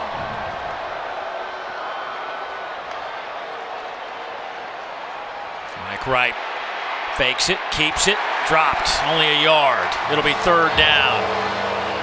His helmet comes off as well. He's got to leave the game. Really surprised that we haven't saw a lot of those design quarterback runs, and that's probably only the third or fourth one of a design quarterback run. So that means Ken Seals comes into the game. Ken's been bothered by a bad hand for a while now. Of course, Ken was their starter at the beginning of the year. He's thrown it 224 times this year, completed 56% of his passes. His problem's been the interception. He's thrown 9 of them this year, but it's a throwing down as it's 3rd and 9.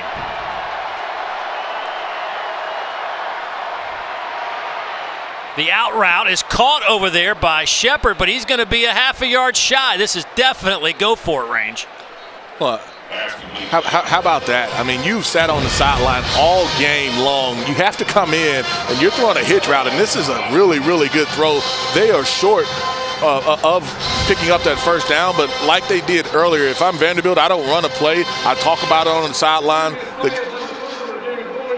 Completed catch. Well, they want to see if it's a catch here. The referees will look at it, but if I'm Vanderbilt, I don't have to run a play because the game clock will run out before the play clock does, and so you'll talk about it a little bit. They'll look at it. I don't think the football was moving. I think that's a nice catch by Will Shepard.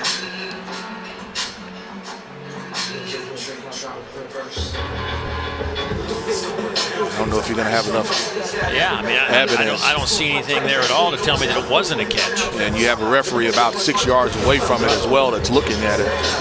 We can have 15 cameras, and I don't think it's going to be any better look than what that official had right there 3 feet away. Yeah, he's right on top of it, and it's just a hitch route. But you talk about Ken Seals. He's been on the sideline all day. Hadn't participated, hadn't played, probably tossed it a little bit, and his first play that he comes in because of the helmet coming off of Mike Wright. After further review, the ruling on the field is confirmed of a completion, 4th down.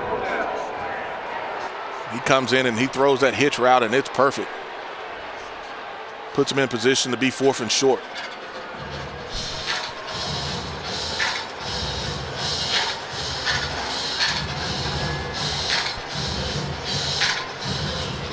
So Mike Wright back on the field.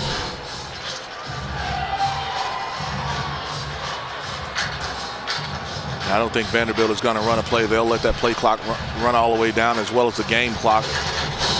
They'll go to the other end. A couple times they've been in this situation, Dave. They've run inside zone both times. No quarterback keep or anything. We'll see if they come back to that play. At the end of the 3rd quarter.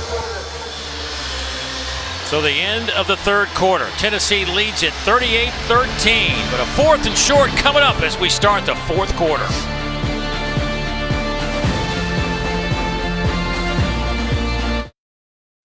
You see our line score as we hit the final 15. from Knoxville, Tennessee. Dave Neal, Deuce McAllister, Andrea Carter down on the sidelines. How about this? This might be the stat of the year that we've had a chance to talk about. Vanderbilt time of possession in the third quarter, 13 minutes, 11 seconds. Tennessee, 1 minute and 49 seconds. That's crazy. But 2 touchdowns. 2 touchdowns. For Tennessee in the third quarter. Mike Wright in at quarterback on 4th and short from inside the 35-yard line. Rocco Griffin is his tailback. They'll hand it off. Rocco bouncing off a couple of orange jerseys and will be real close to the line to gain. It looks like he may have enough. Alante Taylor finally knocks him to the turf. Nice job, and it's the same play that they've had success with, or pretty much ran on those 4th down conversions earlier. They bring the receiver in motion. His job is to seal it off the end, and they forced the cornerback, that time Taylor, to have to come up and make the play that he does, but it's after the 1st down.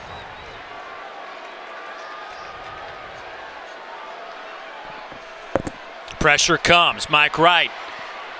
High throw, trying to hit Cam Johnson. Gets that down about a foot, and that's probably a big gain, sets him up 1st and goal. Yeah, and Cam Johnson, he can't make that. You'll see it here again. You see the pressure. Banks is one of the guys that brings it, and if that ball is down, that's a catch. And Cam Johnson probably saves an interception as well, because Taylor's right there to be able to make the play if it's not caught.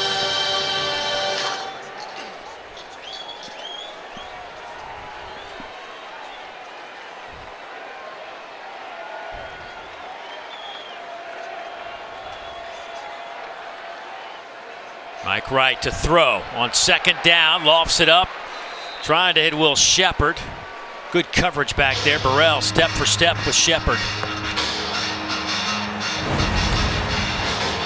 Just trying to give his receiver an opportunity to make a play on a go route. Here's that pressure again inside. You talked about Matthew Butler getting banged up. He's been back in this game and inserting himself in the backfield to be able to get a quarterback hit.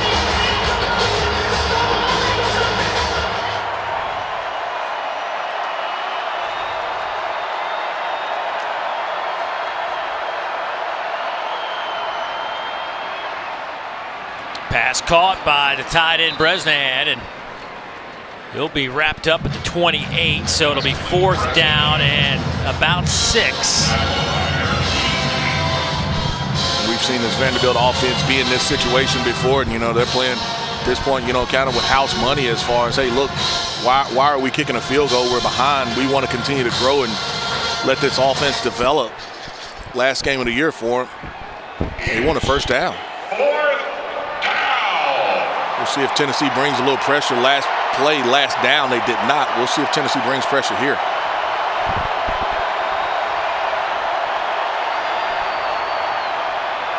Mike Wright over the middle, pass is caught by Shepard, spins on his feet. What a run after the catch by Shepard. He's down to the 15. Really nice job of Will Shepard here. Tennessee does not bring pressure. They sit in the zone. You can see Mike Wright just be able to go through just a crossing route. Just a crossing route, and he's able to catch it. Spins a couple times to pick up some additional yards, and Vanderbilt is able to convert again.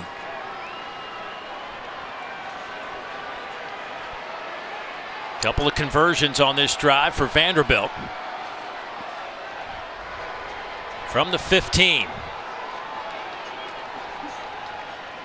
Boy, Griffin hit the moment he got the football by Roman Harrison. And that's one where, as a quarterback, you've got to keep this. I mean, that's one that you've just got to be able to pull it. You talked about Roman Harris crashing down hard. He's probably responsible for the quarterback, and that's just a misread there by Mike Wright. He pulls that, and he's one-on-one with the safety.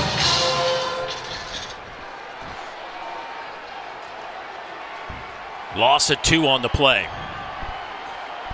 That is the 4th tackle for loss for Tennessee this afternoon. They average 8 of those a game. And Tennessee will take a timeout on 2nd down and a dozen. Speaking of a dozen, 12-12 to go in the contest.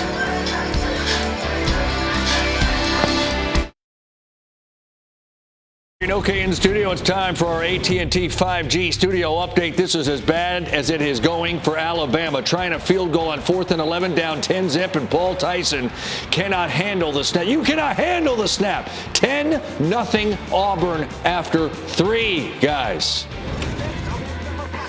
That is a shocking score right now. Shocking. Very shocking, not having your starting quarterback and being up 10-0. On 2nd down and a dozen, passes complete around the 6. A good pop on Cam Johnson by Flowers, but Cam able to hold on. That'll be a 10, maybe 11-yard pickup, so about a yard shy of the line of game. I like what Mike Wright does. He does not throw the out route. He had Theo Jackson sitting to be able to pick that ball off again. He goes to the second option, that being Cam Johnson. Takes a big hit, but at least he's able to catch the football for you.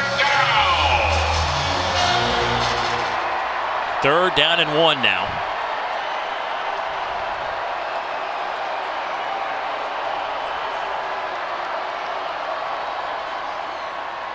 Rocco Griffin trying to fight.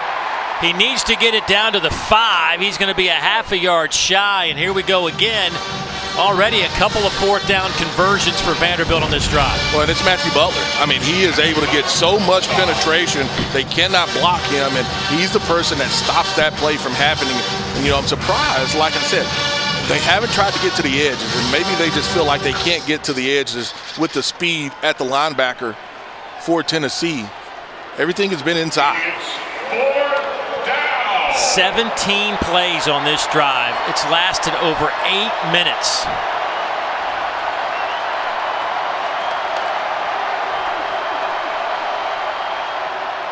Rocco Griffin, 1st down. It'll be 1st and goal for Vanderbilt. Same play, Dave. It's motion inside. It's inside zone. They seal it off inside, and they're going to get up on the ball in a hurry. Probably come back to the same thing. That's exactly what it is. They hand it off to Rocco Griffin, but a flag down. Boy, is that because Vanderbilt wasn't set? I think so. False start on the offense. All 11 players were not set prior to the snap. 5-yard penalty. Still 1st down. You were trying to bring the receiver to let him just line up instead of motioning him inside. You were just trying to allow him to line up inside, and they tried to snap it quick. The thing that they're doing is they're making the corner have to make that tackle, and we've seen more times than not Rocco Griffin being able to break that tackle and be able to pick up the yardage needed, and they tried to go fast there, and guys weren't set in enough time.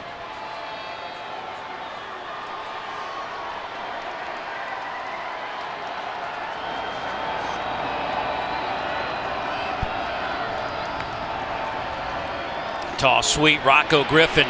Boy, 1 blocker and 5 orange jerseys. Chances are not good that's going to be a plus yardage play. He makes something out of nothing, but I mean, it's just a tall sweep like you talked about it. Tennessee is just, they're beating guys up front, and then they're already bringing down the safeties to get those guys involved and to be able to make that tackle, and that's exactly what you get there. Surprise, Vanderbilt, you've got to be able to run some type of rub route or just some type of pick route to get those receivers open. Griffin with 100 yards on the ground, his 3rd 100-yard rushing game of his career. Mike Wright keeps it, sprints for the corner, and he has it. Touchdown, Vanderbilt. Ben Bresnahan with a good block to allow his quarterback to get into the end zone from 4 yards out. And I'm surprised we haven't seen more of that, Dave. Bresnahan does a nice job of just being able to seal the edge here, and Mike Wright, he just beats him to the corner. Could have probably cut it inside, but now you're talking about taking a quarterback hit. He just beats him to the corner.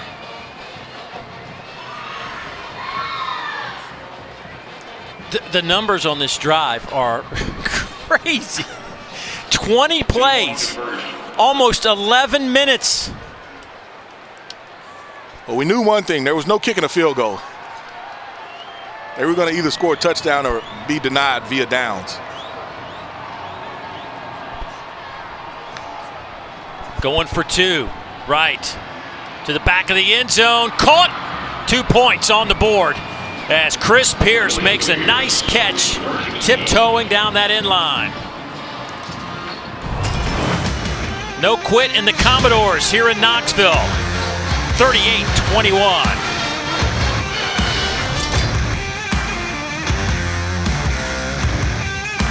Let's take a look at the MVP of the game, brought to you by Sports Clip. And again, Cedric Tillman goes over the 100-yard mark, had exactly 100 on 5 catches last week against South Alabama. This guy has really come into his own. Had a 200-yard game against Georgia, went for 152 on 7 catches against Alabama. And tonight, a couple of touchdowns, 6 catches, 106 yards. He's been targeted 10 times tonight.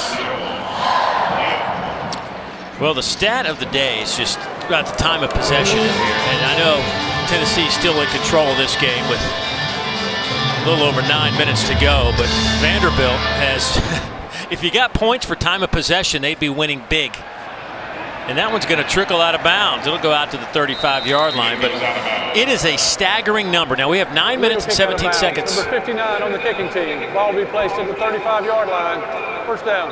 9:17 to go in this game. Vanderbilt has had the football for 18 minutes and 54 seconds. Tennessee's had it for 1:49.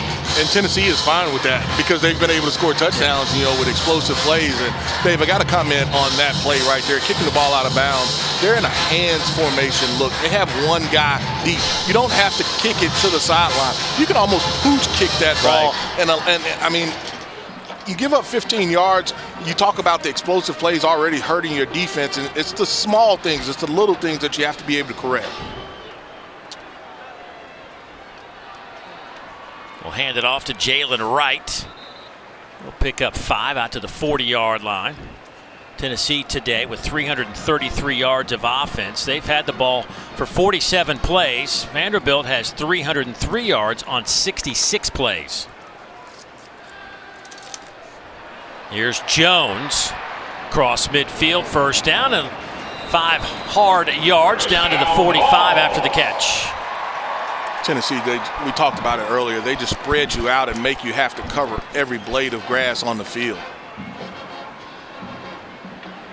Hooker to Tillman, who makes the catch.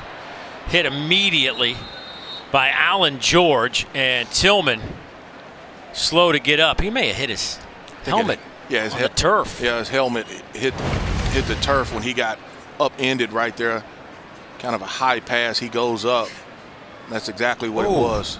That's exactly what it was. Hopefully he's okay.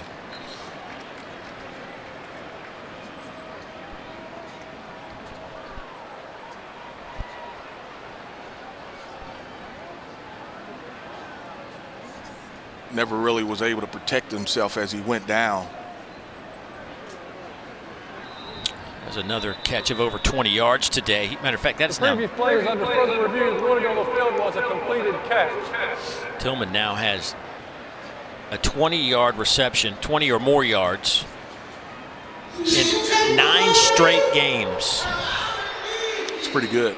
I'm going to take a look at this. I mean, when he comes down, he kind of uses the ball to kind of protect himself. The other way was basically the helmet hit the ground, and so they want to take a look at this. You talked about it. It's a hitch route. The ball is high. He kind of gets upended.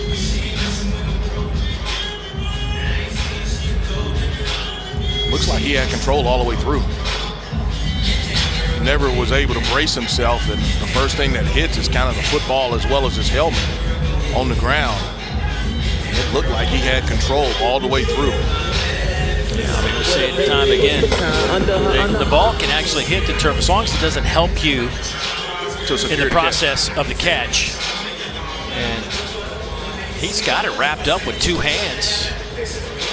And it moves. It moves a little bit once it hits the ground. But I mean, to me, it looks like he still is in possession of the football. And I guess that's what they want to look at, the movement of that ball once he hits. But it looked like he had pretty good control of it. They're down there riding down. This may be overturned, the way they're riding, trying to get the down and distance and yardage and the yard line situated. So if you're Cedric Tillman, you mean to tell me I got hit like that and it doesn't count? That's what I'm telling you. Football's a cruel game, isn't it? This replay makes it even crueler. I agree.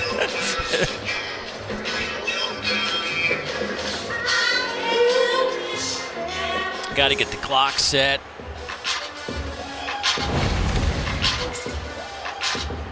as it hit, you can see the movement of the football. It kind of rolls over a little bit. We'll get the official ruling here from the official. Here is David Smith. After further review, the ruling on the field is the pass was incomplete.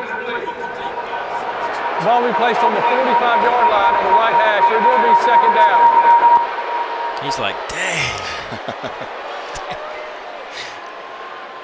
He looks to be okay. I don't think he's going to come in this play. Possibly the next play. He's over there by the coaches again, so really, you love the effort, like we talked about, just a little bit high of a pass. Hendon Hooker, 11 of 19 for 162 touchdowns. He has pushed his touchdown total to 26 on the year against 3 interceptions. Ooh, the little option pitch. Jabari Small turns the corner. He'll have the first down as he is walloped out of bounds by Maxwell Worship. A gain of 12. And is that Hooker taking a knee? I think that is Hooker. He took a big-time shot like you talked about. They were running the option, and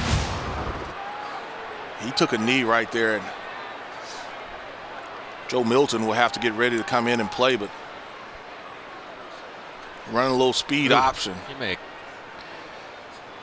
busted up his hand pretty good. Yeah. And here is Joe Milton trying to get loose, the redshirt junior. Transfer from Michigan, who won the starting job. Hendon Hooker shaken up. Well, we'll step aside as Hendon Hooker is being attended to. Back in a moment. SEC Network College Football is presented by Allstate. Save money like a champion with Allstate. Back inside Neyland Stadium, and moments ago, Hendon Hooker escorted into the locker room. He must have busted that left hand up pretty badly on a helmet on that pitch to Jabari Small. And now Joe Milton will run the show. He'll step in with the ball at the 33-yard line, first down and 10. Joe on the year has completed 51% of his passes for 375 yards and a couple of touchdowns. He's run it for another 134 and 2 touchdowns. It was his job to start the season, and then lo and behold, Hendon Hooker found a comfort zone and hadn't given up the job since week 3. Hands it off to Jalen Wright. First down. He picks up 13 yards on the ground, and that'll move the chains. And one of the things you see, Dave, is kind of Tennessee slowing it down, kind of a half huddle. All the skilled guys outside of the running back and tight ends, they come into the huddle. The wide receivers, they kind of line up, and they've done this a couple times on a couple of drives just to slow this game down and let some of that play clock run off the game clock as well. When you can turn around and hand the football off to Jabari Small and Jalen Wright, doesn't really matter what your quarterback has to do from that standpoint.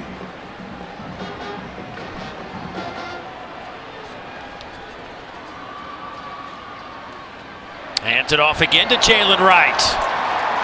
He's down to the 11. Give him 9. Christian James hanging on. Finally gets him to the turf. And they are just getting a lot of movement up front. You see Vanderbilt kind of sub some guys out.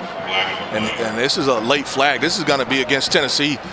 This is going to be against Tennessee of cleaning up the pile. You had an offensive lineman that came through late to kind of clean up the pile, and was wondering if they were going to throw the flag, and it came down late, and that's exactly what it is. It should be a first down, but it should be 1st and 15 after the play. The result of the play is a first down. After the play was over, personal foul, unnecessary roughness, number 78 on the offense, 15-yard penalty, first down.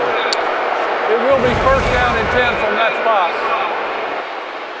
You can see it right there at the bottom of the screen. Ollie Lane, kind of the play is down, and he comes in and cleans up the pile. And he did throw the flag kind of right away. I missed it. Normally, Dave, the flag goes high up in the air. That's the second time that they've kind of thrown the flag right away, and it kind of gets lost in there. And instead of it being 1st and 15, it's just going to be 1st and 10.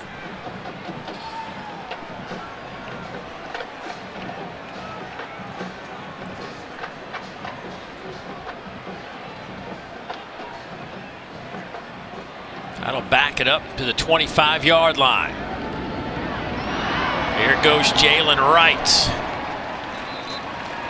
That's 8 yards.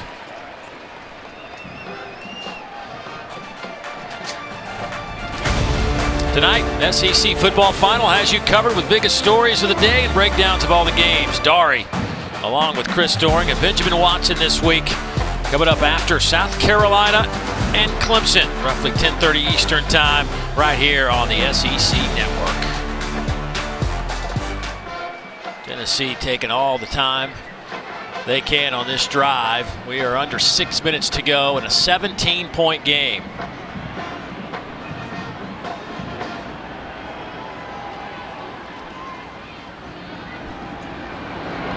Rashawn Wilkins able to wrap up Jalen Wright.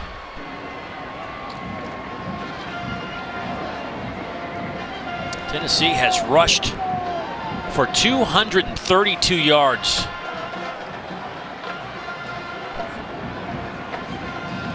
And I don't know if you look at it, if you can say that they've done it consistently. You know, you talk about the inside zone play where they've been able to run behind the center, Cooper Mays, and then been able to run the grass a couple of times as well with that outside zone plays. And so Jabari Smith, Jalen Wright, and Hendon Hooker giving you yardage. Joe Milton lost the football and Vanderbilt has it. Christian James comes up with the loose football.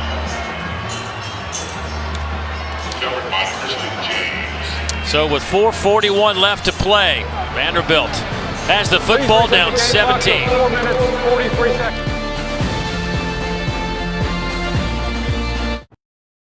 Do hashtag show your Saturday and you might just get your 15 seconds of fan fame. Joe Milton comes in to replace an injured Hendon Hooker and fumbles the football, and so Vanderbilt now with it with 4. They added 2 seconds, by the way, during the break, so 4:43 left to go in this one. You see the numbers for Mike Wright, 14 of 25, 177. To the outside, Will Shepard makes that catch.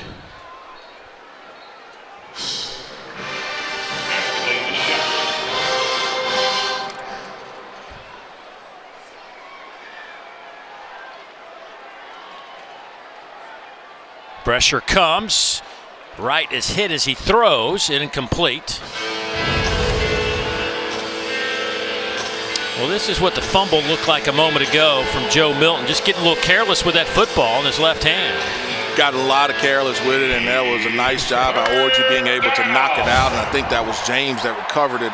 Just a nice job of just creating that turnover. I was trying to be a little gentle there. Third down. That one's batted to the turf. That's knocked down by Omari Thomas, your defensive tackle wearing number 21, is able to knock that football down. I thought Vanderbilt did a nice job of picking up the pressure, just not going to get to the quarterback. At least I can get my hands up, and that's exactly what he does. Out of Briarcrest High School in Memphis is Omari Thomas. Fourth down. 4-man rush. Gets to the quarterback, and Wright will be dropped back at the 15. The second sack of the day. Byron Young will get credit for the sack on Mike Wright.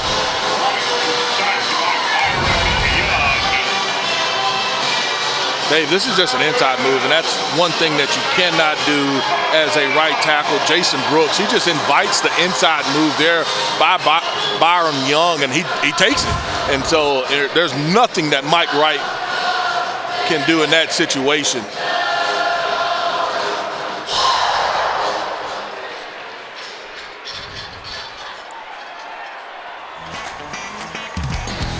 Wherever fun happens, Academy Sports and Outdoors is there.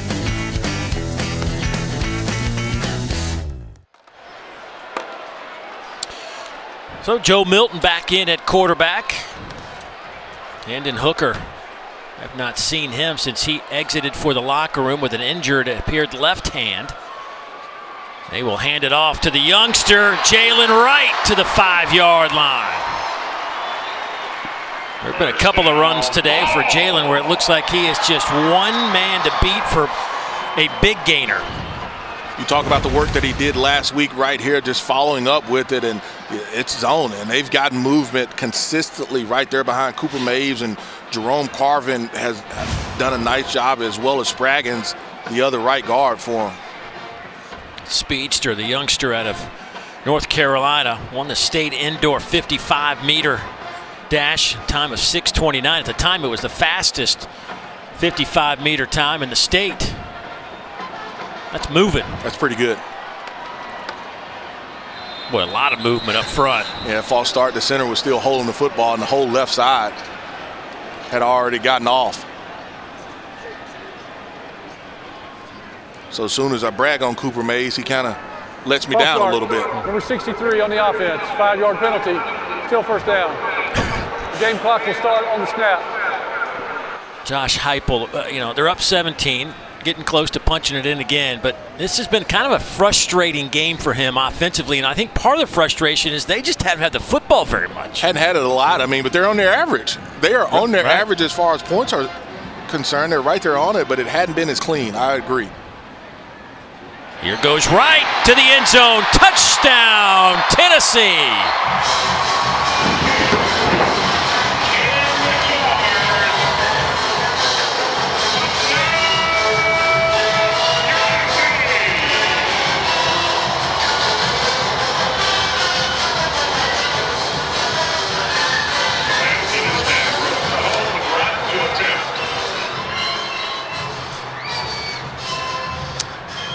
The 10-yard touchdown run by Wright, his 4th rushing touchdown of the season. Had one last week, adds another one today. And the point after is up and good. Tennessee has rushed it for 257 yards today. Over 400 yards of offense again for this Tennessee offense that has turned the corner under Josh Heupel. They are in the top 25 in 6 different major offensive categories. And there is some young, elite talent on this team on the offensive side of the ball, including this young man, Jalen Wright. You're talking about a program that does not have the full allotment of scholarships right now, and they come out, they play hard, they play a fun brand of offense, able to score a lot of points, and you just wonder in 2 years what this program will look like. They have been a joy to watch this year. They have been in some great games, and obviously going to pick up their 7th win of the season here. But talking about some of those numbers, you go back to last year, this team ranked 108th in scoring. They were 102nd in total offense. They're now 11th in scoring and 15th in total offense under Josh Heupel, with really a group that's not made for his approach to offense. Well, it started with the quarterbacks, and as long as Hooker has been available, they have been electric just because of some of the things that they like to do. And it'll be interesting to see if they can continue to kind of recruit at a high level. But you talk about the transfer portal and, getting some of those guys in, and even in today's age, you've got to recruit your own roster just because guys have the option of being able to leave. And so it'll be interesting to see how this program continues to grow. Well, he told us yesterday that they have 69 scholarships out of the 85 that they are allotted, and obviously the way the system is set up, if you lose a bunch of dudes to the portal, you can add as many as 7 more. So you can max out at 32 available scholarships if enough guys decide to leave and transfer. Yeah, up to 25 high school and junior college guys, but then 7 more via the transfer portal. Quick hitter out to Amir Abdul-Rahman. He's across the 40. The question is, will Hendon Hooker come back and run this offense next year? He does have another year of eligibility if he wants it. That would be a great start to 2022 if he's able to come back. Rocco Griffin on that carry. Young with another tackle. So now, you know, you talk about solidifying that quarterback position, and then you have to kind of recruit Tillman as well to get him to kind of come back also. How about Hendon Hooker, though? It's Mike Wright dodging some tackles. That pass is dropped, incomplete. But Hendon Hooker has a chance to wrap up this season as the best, have the best passer rating in Tennessee history. How about that? Tennessee history. Talking about a Hall of Famer and a national champion, T. Martin and Peyton Manning, kind of playing the position here.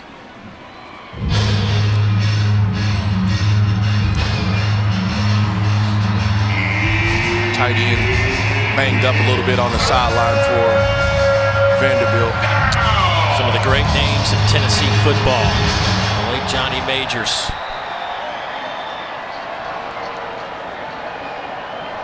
Third down coming up for Vanderbilt.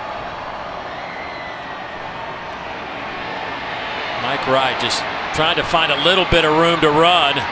Stays on his feet, but will be shy of the line to gain. He'll be out of bounds around the 48-yard line. 2:18 to play. You know, and you wonder where Clark Lea's going to go too now. I mean, obviously first year trying to reset this program. Needed a major overhaul, and obviously a struggle here this year, just 2 wins on the year. I mean, there's a lot to fix, a lot to look at. I think this team has shown down the stretch that they're in. I mean, they're all in. They have not quit on what's been a disappointing season. There's some fight in this group, and that one is incomplete, and that'll be a turnover on downs.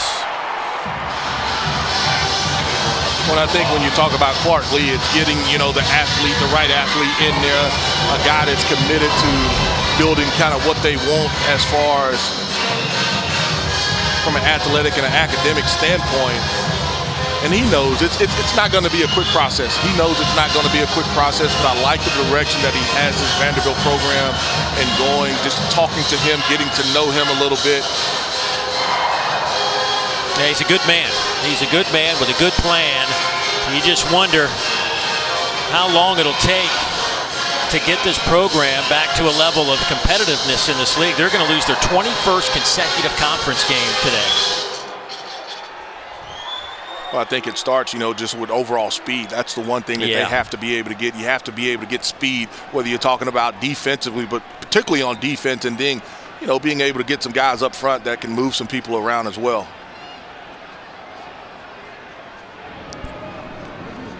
.155 to play. Tennessee will just try to run out this clock, and they'll hand it off to Jalen Wright. By the way, Jabari Small up over 100 yards, 103 yards today. It's the second time in his career. He started his, or second time this season, he started his season with a 100-yard game against Bowling Green, and he will finish the regular season with a 100-yard game.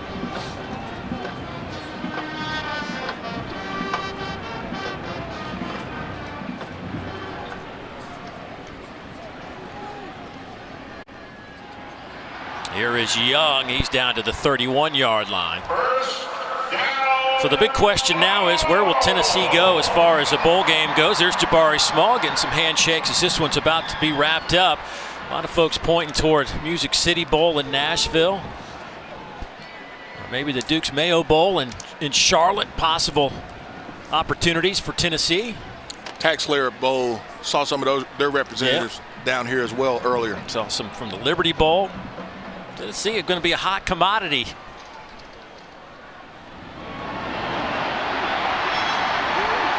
Down to the 20-yard line to Jalen Wright.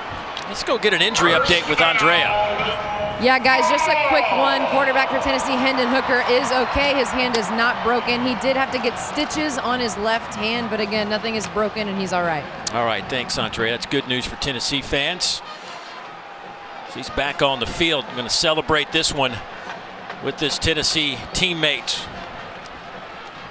As the Vols don't have to run another play, and that will do it. So the 115th edition of this Volunteer State Showdown will go to the Tennessee Volunteers. They will win their 3rd straight over the Vanderbilt Commodores. And Josh Heupel will win his 7th game, his opening season on Rocky Top. We'll wrap up at 7-5 and get to 500 in league play. They'll finish 4-4. Meanwhile, Vanderbilt will drop to 2-10, and they will try to break that SEC losing streak in 2022. It now stretches out to 21 games. Let's go down to Andrea. Coach Heupel, you get a win on senior night in the rivalry game. How important was this game just to cap off the regular season? Yeah, it was important for our program. Just our kids have been great competitors all year long, continuing to grow in what we do and how we do it, and finishing off tonight was the right way. And Cedric Tillman, Jabari Small, and Jalen Wright all over 100 yards. How did those guys' performances complement each other? Yeah, for sure. We didn't have a freaky fast start on the offensive side of the football. Thought we got into the flow of the game there in the second quarter, came out and played really well, efficiently in the second half. Those guys were dynamic all night long. Thought our offensive line did a good job settling into the run game in the second half in particular. Defensively, I know you all had some big stops on 4th downs. What did you see from that unit? Yeah, for sure. First half, did a great job.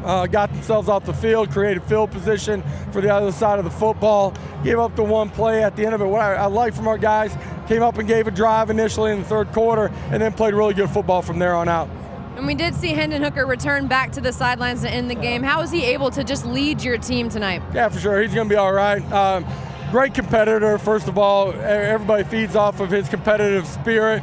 Young man that's really grown in understanding the game, gotten better fundamentally. His best football is still ahead of him. And you got a little bit of time before your bowl game. What do you want to build on and clean up going into that? Yeah, continue to build the foundation of who we are and what we're going to be as a football program.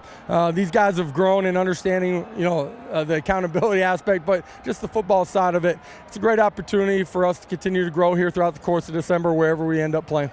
Coach, thank you and congrats. I appreciate it. Go Big Orange. Thank you. What a season for Josh Heupel. The hype train is moving down the tracks, folks, and you might want to get out of the way. It's coming. Freaky fast start. They have been a fun team to watch, and still one game left to go here in 2021, and that will be in the postseason. So that'll wrap up the centennial year of Neyland Stadium with a win over Vanderbilt. The final score 45-21. Don't forget, coming up, Clemson and South Carolina. But first, time to get you to the studio. Dari, take it away as the Vols win it here in Knoxville. Dave.